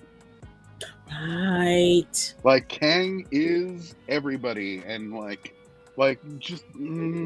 yeah, it is the only time they get black people right is when Ryan Coogler is the one working on it because he's like, leave me the fuck alone. Don't touch my shit. Don't touch my shit. I'm going to make this and then you're going to put it out and you're going to like it. So, okay. Let's talk about the directors of these two movies. Destin Cretton. Cretton. Yeah. He's now. This will be his. Oops, sorry. Wait, what is it? Destin Daniel. Destin Daniel Cretton. Destin. No. Destin Daniel Cretton. Cretton. Yes. Yes. This is his third Marvel movie. Mm-hmm. He has done extremely well with the 3 movies, or no, 2 movies, 1 TV show. He did Shang-Chi. Yeah. He did this. So And something else. what else did he do? I want to say not Wanda. Shit, man, I got the internet at my fingertips. Folks, give me 1 second. Hold on. Was it Loki? No, it wasn't Loki. Was it Loki? Did he work on Loki? I feel like no. The hell did he do? Shang-Chi. Oh. Oh no, maybe it is 2. I could be. Oh, it's just the 2? Yeah. Shang-Chi, Brand New Day. Oh, he did Wonder fucking Man. Well, look at the segue on that motherfucker. He worked on Wonder Man, yeah. Oh, not all of y'all. Emmy nominated. Not all of y'all coming in here and don't yell at me. Don't yell at me. I didn't see it. I was looking up a thing. I'm sorry. I apologize.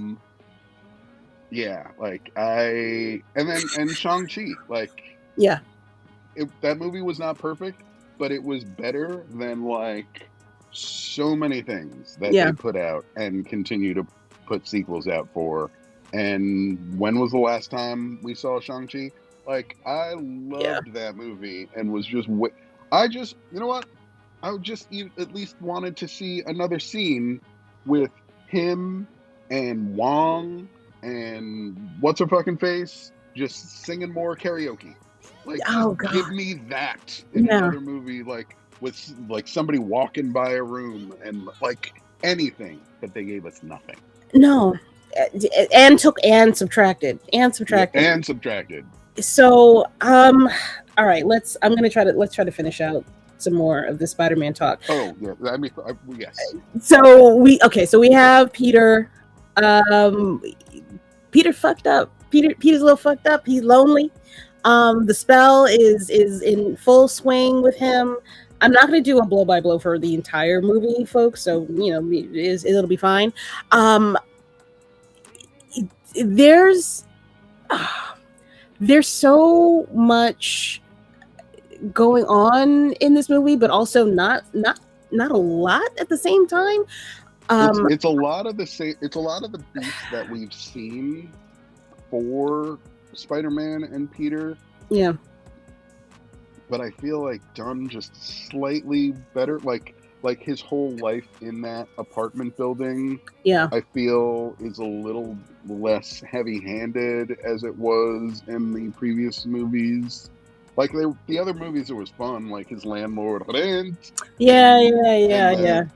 cute girl making him cookies. That was all great, but it also was very schmaltzy. Yeah. This was a little bit more subtle. I loved his whole like, I live in an attic and I have like all my like cobbled together like tech making his stuff. And it's like I'm literally alone in this white girl. I don't care that we live on the same floor. Mind your business. Mm-hmm. I need to be separated from everybody and everything. I cannot have any kind of familial or friendly attachments whatsoever. Like, I appreciated them like taking away the love interest in a sense and having it focus on Peter and his problems of being alone and figuring out what that looks like without falling in love. And also I love that this movie does not end with him and Zendaya with them being like, oh, it is you. Like, I'm so glad that they were I guess disciplined enough to not do that. And it makes for a better movie. Yeah, it makes for a better movie, and it makes for a better art, just art. Yeah. Like an emotional resonance. It's earned. Whatever happens next, if as far as his love interests go, it's going to be earned. It's not going to be, well, it should be earned. I won't say it will, because there's some hints that Zendaya, that MJ might actually know more than she's letting on. Well, potentially. I think, like, by the end of the movie, when she's sitting on that rooftop, like, if like there's something connected with her, and like, and she just doesn't want to talk about it yet, because if you think about it, she's not just sitting on any rooftop, she's sitting on their rooftop, the trio that the three of them sat on. And then she's smiling a little bit and holding that necklace that he got her. So, like, maybe she doesn't remember everything, but like the feeling is at least there, I think. I like to think that, okay, so I need to say this very clearly and loudly on the internet. Ezra Bridger, count your motherfucking days. Don't you ever, ever, ever kiss Mary J in front of Spider-Man ever again. I don't want to see it. That was the other little thing that I was pissed off about. Why was there so much Star Wars shit in it? Before I throw Ezra Bridger off the roof. What? Sorry, what did you just say? Ezra Bridger, disrespectful. There was too much Star Wars shit going on in the movie. There was the Wookiee that they showed. They showed Empire Strikes. I think it was Empire Strikes Back on the TV, and then they literally had the Star Wars. I mean, you know, they're always gonna like. But it was like pat themselves on the back. Hey, but you're Marvel. You're not. I have a question though, which at one point, and there's a couple of different headcanons that I'm like, maybe it's this, and something that I'm glad we didn't get is Peter working at like the Daily Bugle. Like, I didn't need to see that, but when I realized that we're not getting that, I was like, wait a second. How is he paying for everything? Correct. Because he doesn't have a job. He does not have a single... For 5 years, you have not had a job? His literal job is just being Spider-Man, and he built himself some tech. So, like... Where are we getting the funds, young Peter? You've got an NFT that you sold? Is there some kind of crypto scam you got going? The only things that I can think of is that either he somehow still has like a Tony Stark credit card that like Tony... Aunt May life insurance. That's not going to last you 5 years in New York. But does Aunt May life insurance work if the world doesn't know who Peter Parker is? Fuck. Well, shit. Shit. But I will say I feel like that is the best possible explanation for this, right? Yeah. I did not really. That's a big old plot hole. That's a big ass plot hole. Like, because then you don't. If she doesn't have a nephew, then where does that life? Where's the will from? Who is it getting passed down to? Right? I don't know. Okay, well, that's a big ass plot hole. That's a big motherfucking plot hole. You drive a truck through that bitch, or a tank. Or is Peter like when he takes down a bank robber? Is he also like? Can I get a sandwich? Can I get a sandwich? A little something. What was I going to say? I was going to say something about Mary J and Ezra Bridger. So I don't think Mary Jane. I'm gonna fuck this up all night. I don't think MJ actually likes the boyfriend, as he's called in the movie. Oh. I think he's fine. I think he's fine to be dating, and I have no intentions of marrying. I'm speaking as MJ. No intentions of marrying him. They just graduated. And he's nice. He's nice. Yeah. He's a nice guy. We go out and he treats me really nice. He's sweet. We make little quippy jokes about Ned behind his back because he's got a caffeine addiction. But he relieves some stress for her. Unknown. Good God. Unknown stress. So I don't think the boyfriend is as much of a hurdle. No. And Peter did what he did when he first got MJ. Came to her rescue. Yeah. He has shielded her and protected her. And he wasn't a lech. He was, you know what I mean? He's a genuinely good guy. He kept things as straightforward with her as humanly possible. He is still the same Peter that she fell in love with the first time around. She might have grown up. She may not really know him, but this is a story of them falling back in love with each other.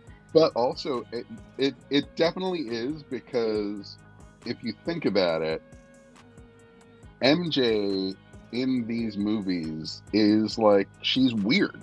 Like, she loves murder and like conspiracies and like, people just don't connect, like never connected with her. The only people that connected with her and loved her for who she is and loved that weirdness and that darkness were Ned and Peter. And like, and I don't know how much Ned embraces her darkness, but Peter like fully does. Yeah. Like getting her a murder necklace and everything.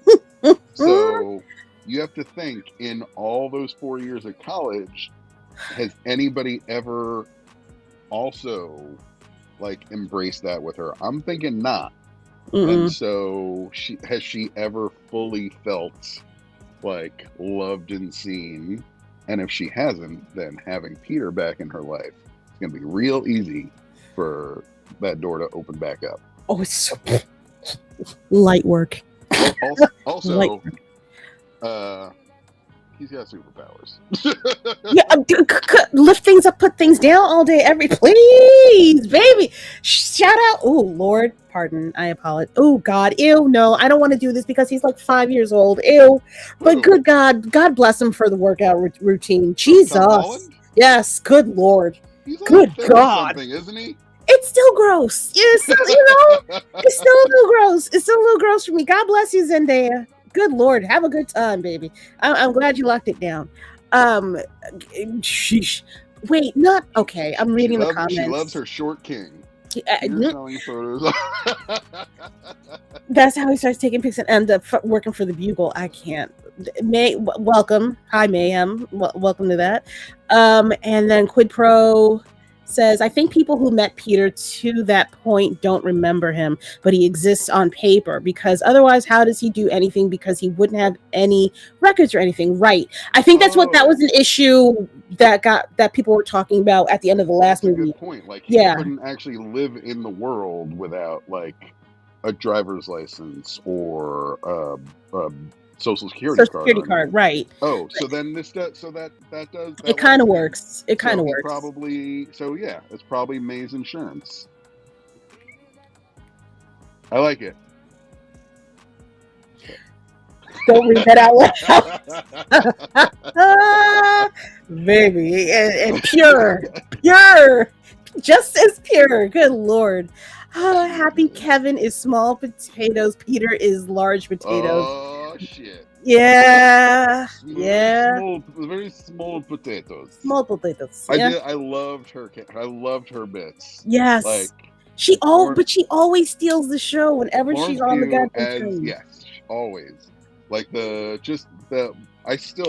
number one scene in Hawkeye that always pops into my head before anything is her at the kitchen table with the mac and cheese and the sriracha. The sriracha sauce, yeah.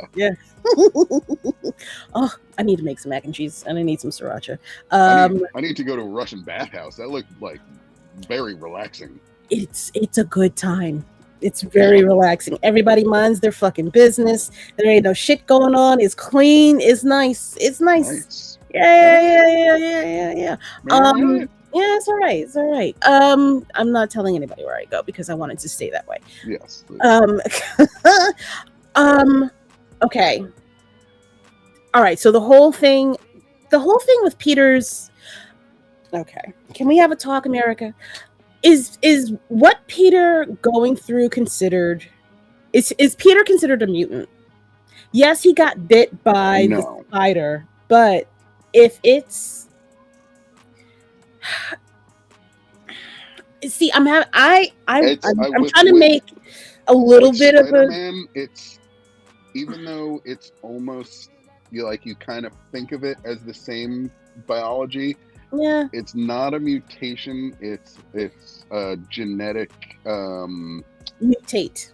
a mutant. Yes, yeah, that's what it is.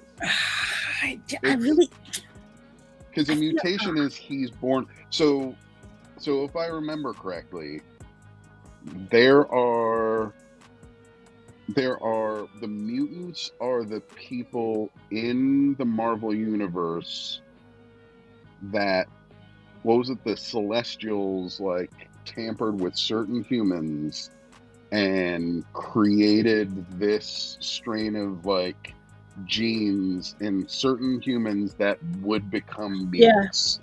And then there's a whole other strain of humans that they fucked with that have the potential to get powers in other ways. Hey, wait. What's up? Hi.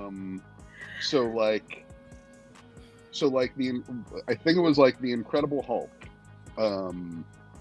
You find out that the gamma explosion causes him to become the Hulk, but it would not have caused Rick Jones to become the Hulk, because Rick Jones does not have that bit of gene celestial fuckingness. Yeah.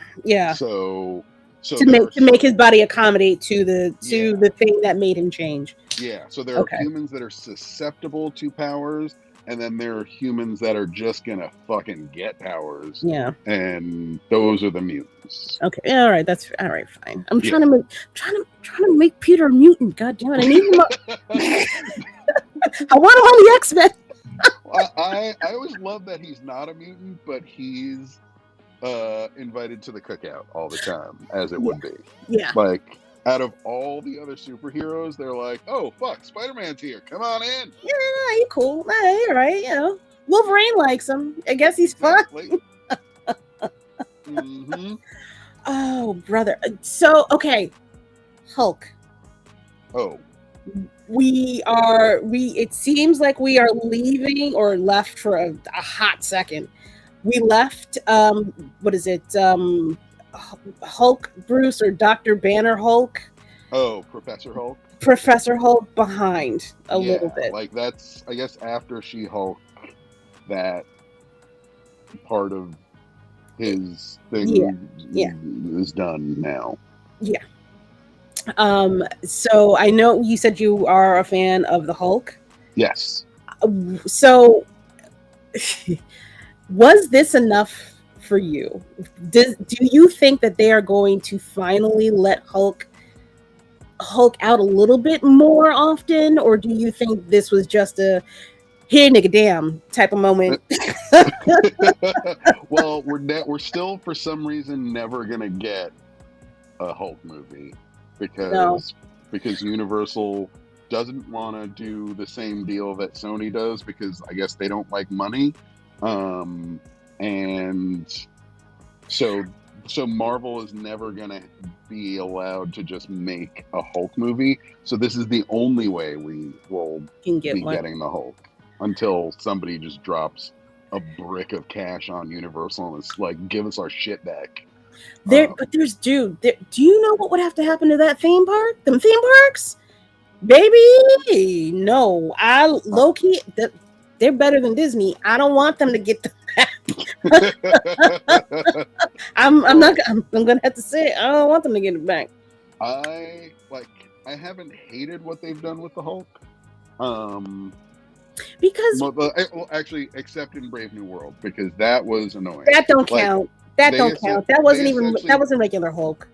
Well, I'm not even just the fact that they essentially hijacked Anthony's movie to make a backdoor Hulk movie. Like Yeah. in this film, like you get a little bit of Bruce, you get a little bit of Hulk, and it's all very it all makes sense within the Yeah. narrative. Like Yeah. Peter goes to him for help. Like who else is he going to talk to now that Tony Stark is gone? Right. Like that is smart enough to bounce these ideas off. So it makes sense that he's going to find Bruce.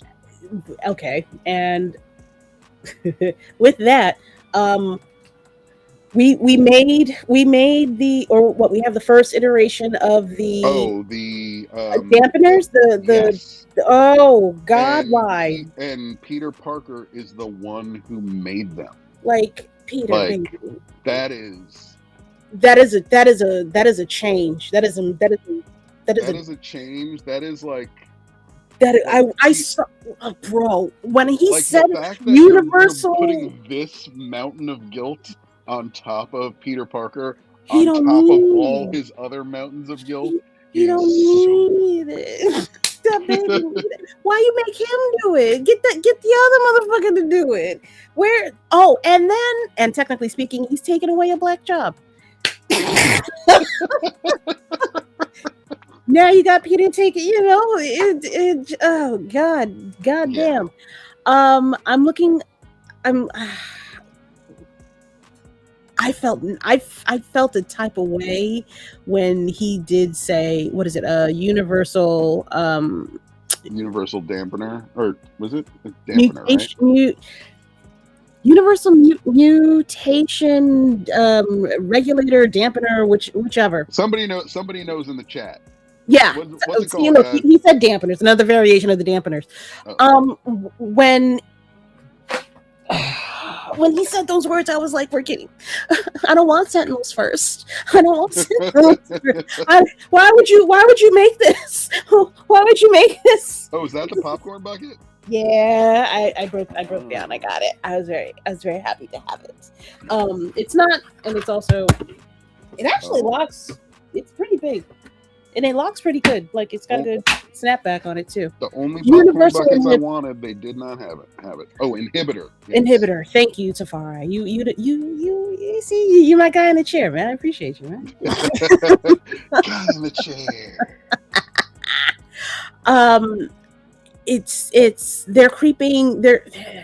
They're creeping ever so slowly into the X-Men universe, and I will say I do appreciate that.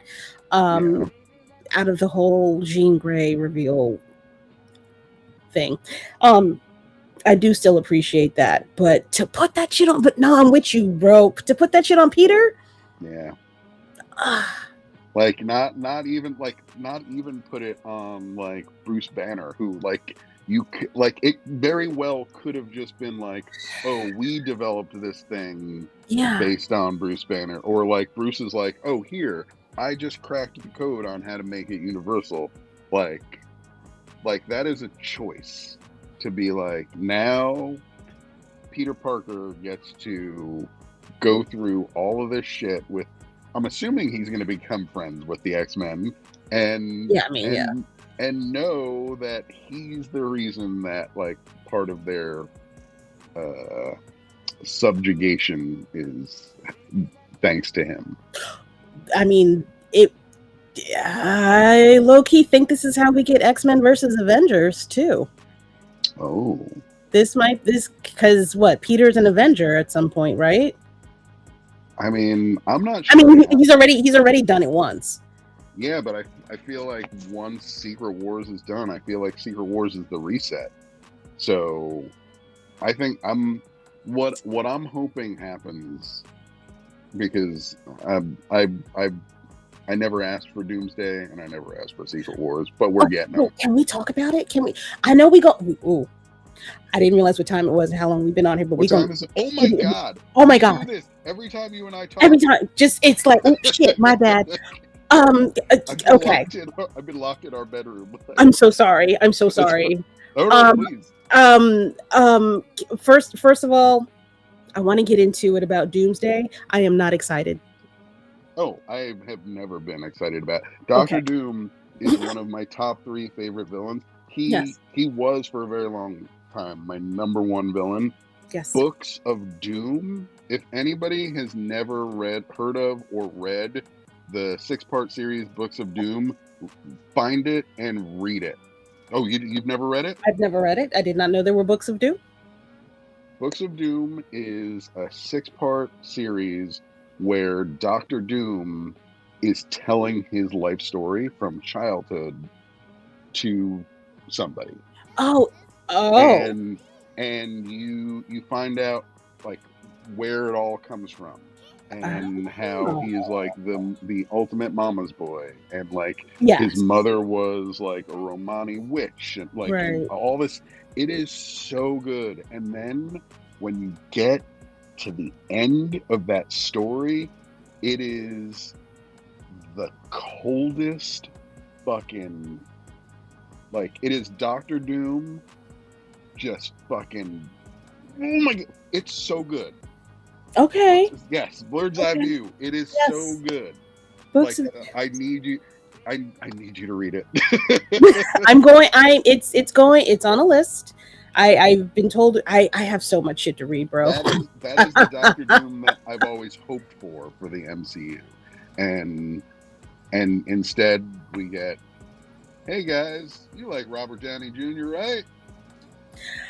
I think he's going to be fine. But I don't think he's going to stay the Dr. Doom. No, and he's probably just a Doom variant, and we'll see other. But it's just the whole entire presentation of this. Just the fact that they were like, this is how we're going to, like, you know, present this to everybody. It's like, I didn't need that. If they wanted to do it, like, just have it be a surprise, you know. But like, I don't know. I've just fucking hated every inch of Doomsday since they announced it. And, really? And I have always thought that they had the perfect end to all of it, and it was called Endgame. It was like the perfect name too.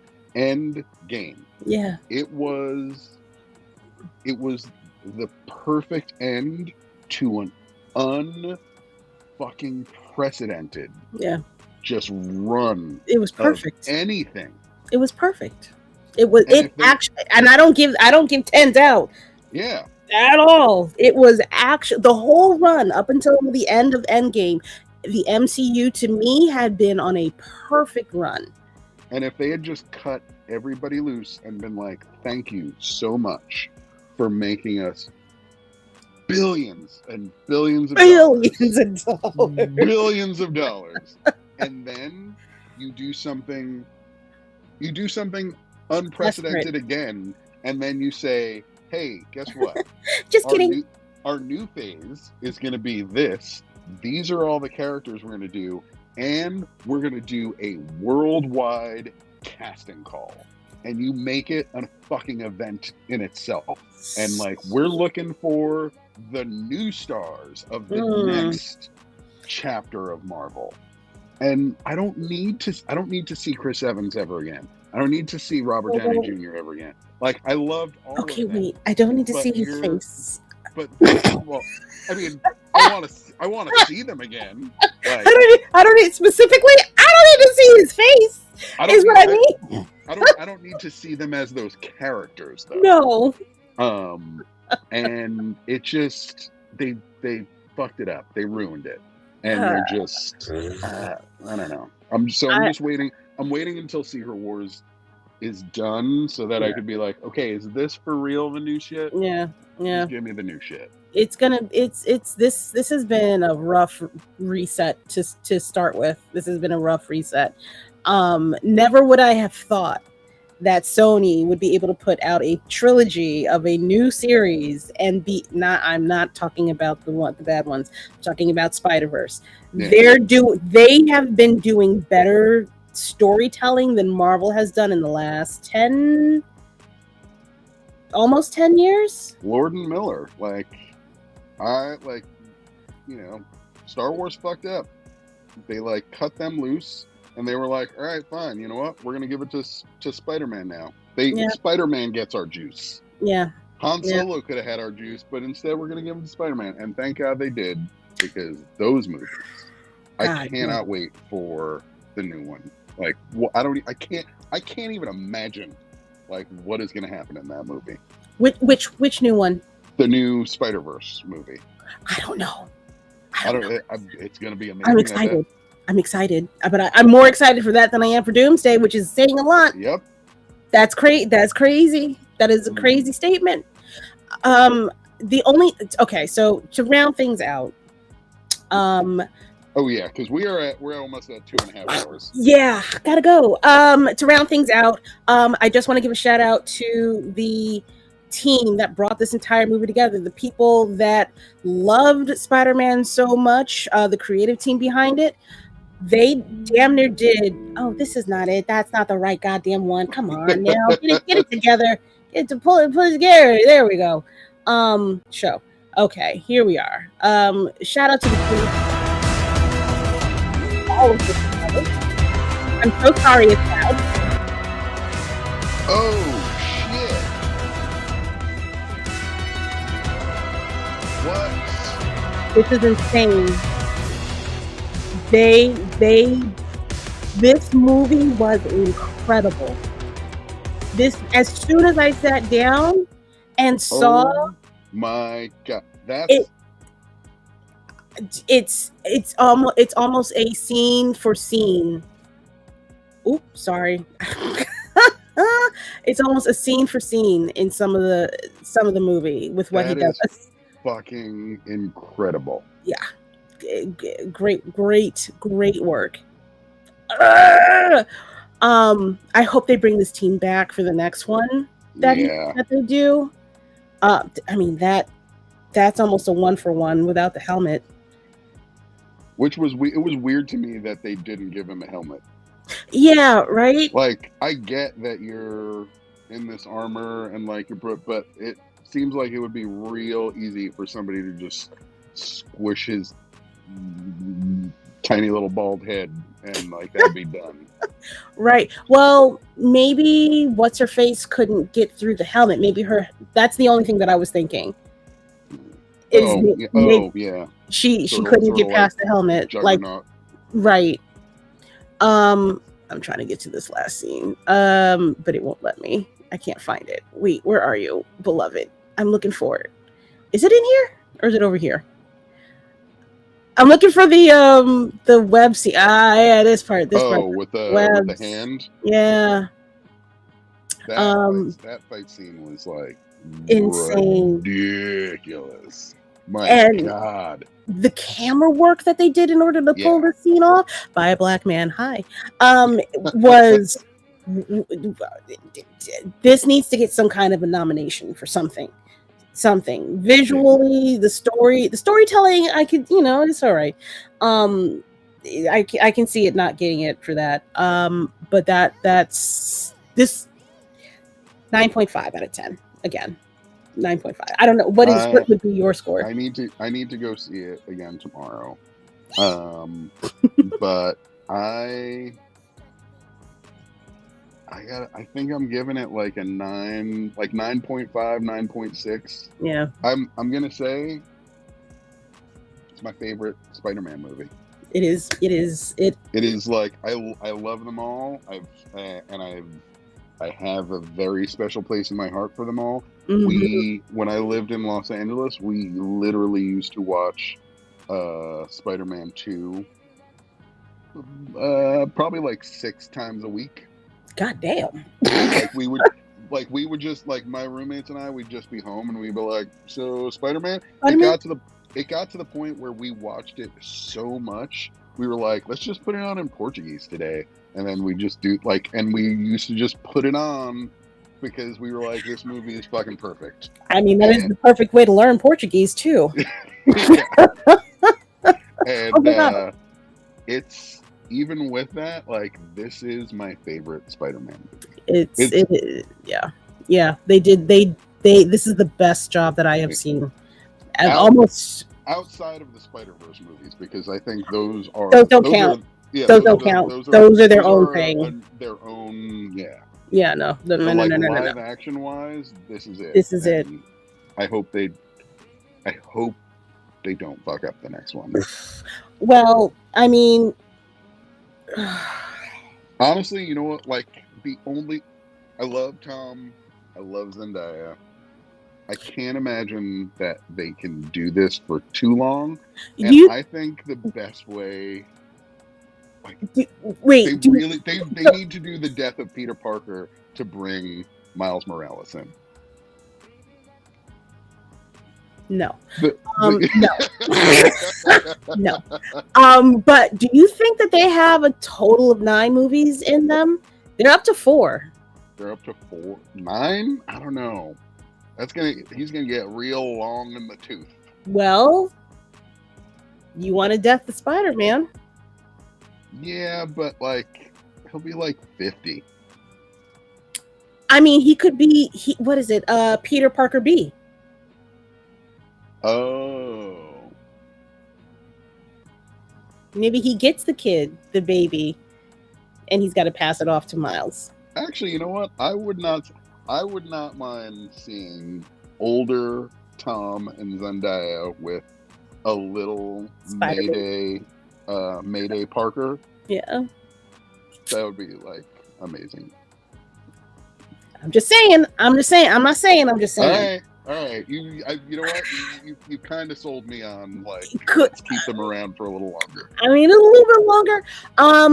Ladies and gentlemen, we appreciate for staying with us through this. Please go to blackcomicpreviews.com. Please give this man .org. Yeah, blackcomicpreviews.org. Sure who owns it or what it is, but but also all of our sites are .org because we want people to know that they are free and open to come into. Please make sure that you guys give Mr. Jean-Michel a follow at Black Comic Previews on Instagram. Let people know about this episode so they can find out more about the website, so that you don't necessarily have to explain it and be like, yeah, it's a comic book website, but what do you mean? You're not us right here. We explain the whole thing. So with that, I'm gonna do my quick closeout for the evening. If I can get this goddamn ticker off my thing. All right, y'all know the crew that I hang with. They are my ride or dies. Please, if you like Blerds with an eye view, go and check out Blerds Eye View. We record on Tuesdays and Thursdays at 8 p.m. Eastern Standard Time. The show is on hiatus until September, though. But doesn't mean we don't have stuff in the can that you can check out on YouTube and I think Twitch as well. If you like that, you should also like How the Frack We Got Here. That is a political podcast by the one and only Black Spartan. He gives you all of the news that's going on in the week so that it's easily digestible and you don't feel like, you're in a complete human dystopia. He does have moments of levity and brightness and joy that he finds throughout the week as well. And if you need a little bit more blurred joy in your life, you can also check out Black Spartan's The Get Bit podcast, which airs on Fridays at 9:30 p.m. Eastern Standard Time. He, along with Show Guy Joe and Tafari TV. Speaking of which, Tafari TV, he is a streamer. He does his streaming while I think he rides a bike now, rides a stationary bike. He does his streaming on Mondays, Wednesdays, and Fridays between 5 and 7 p.m.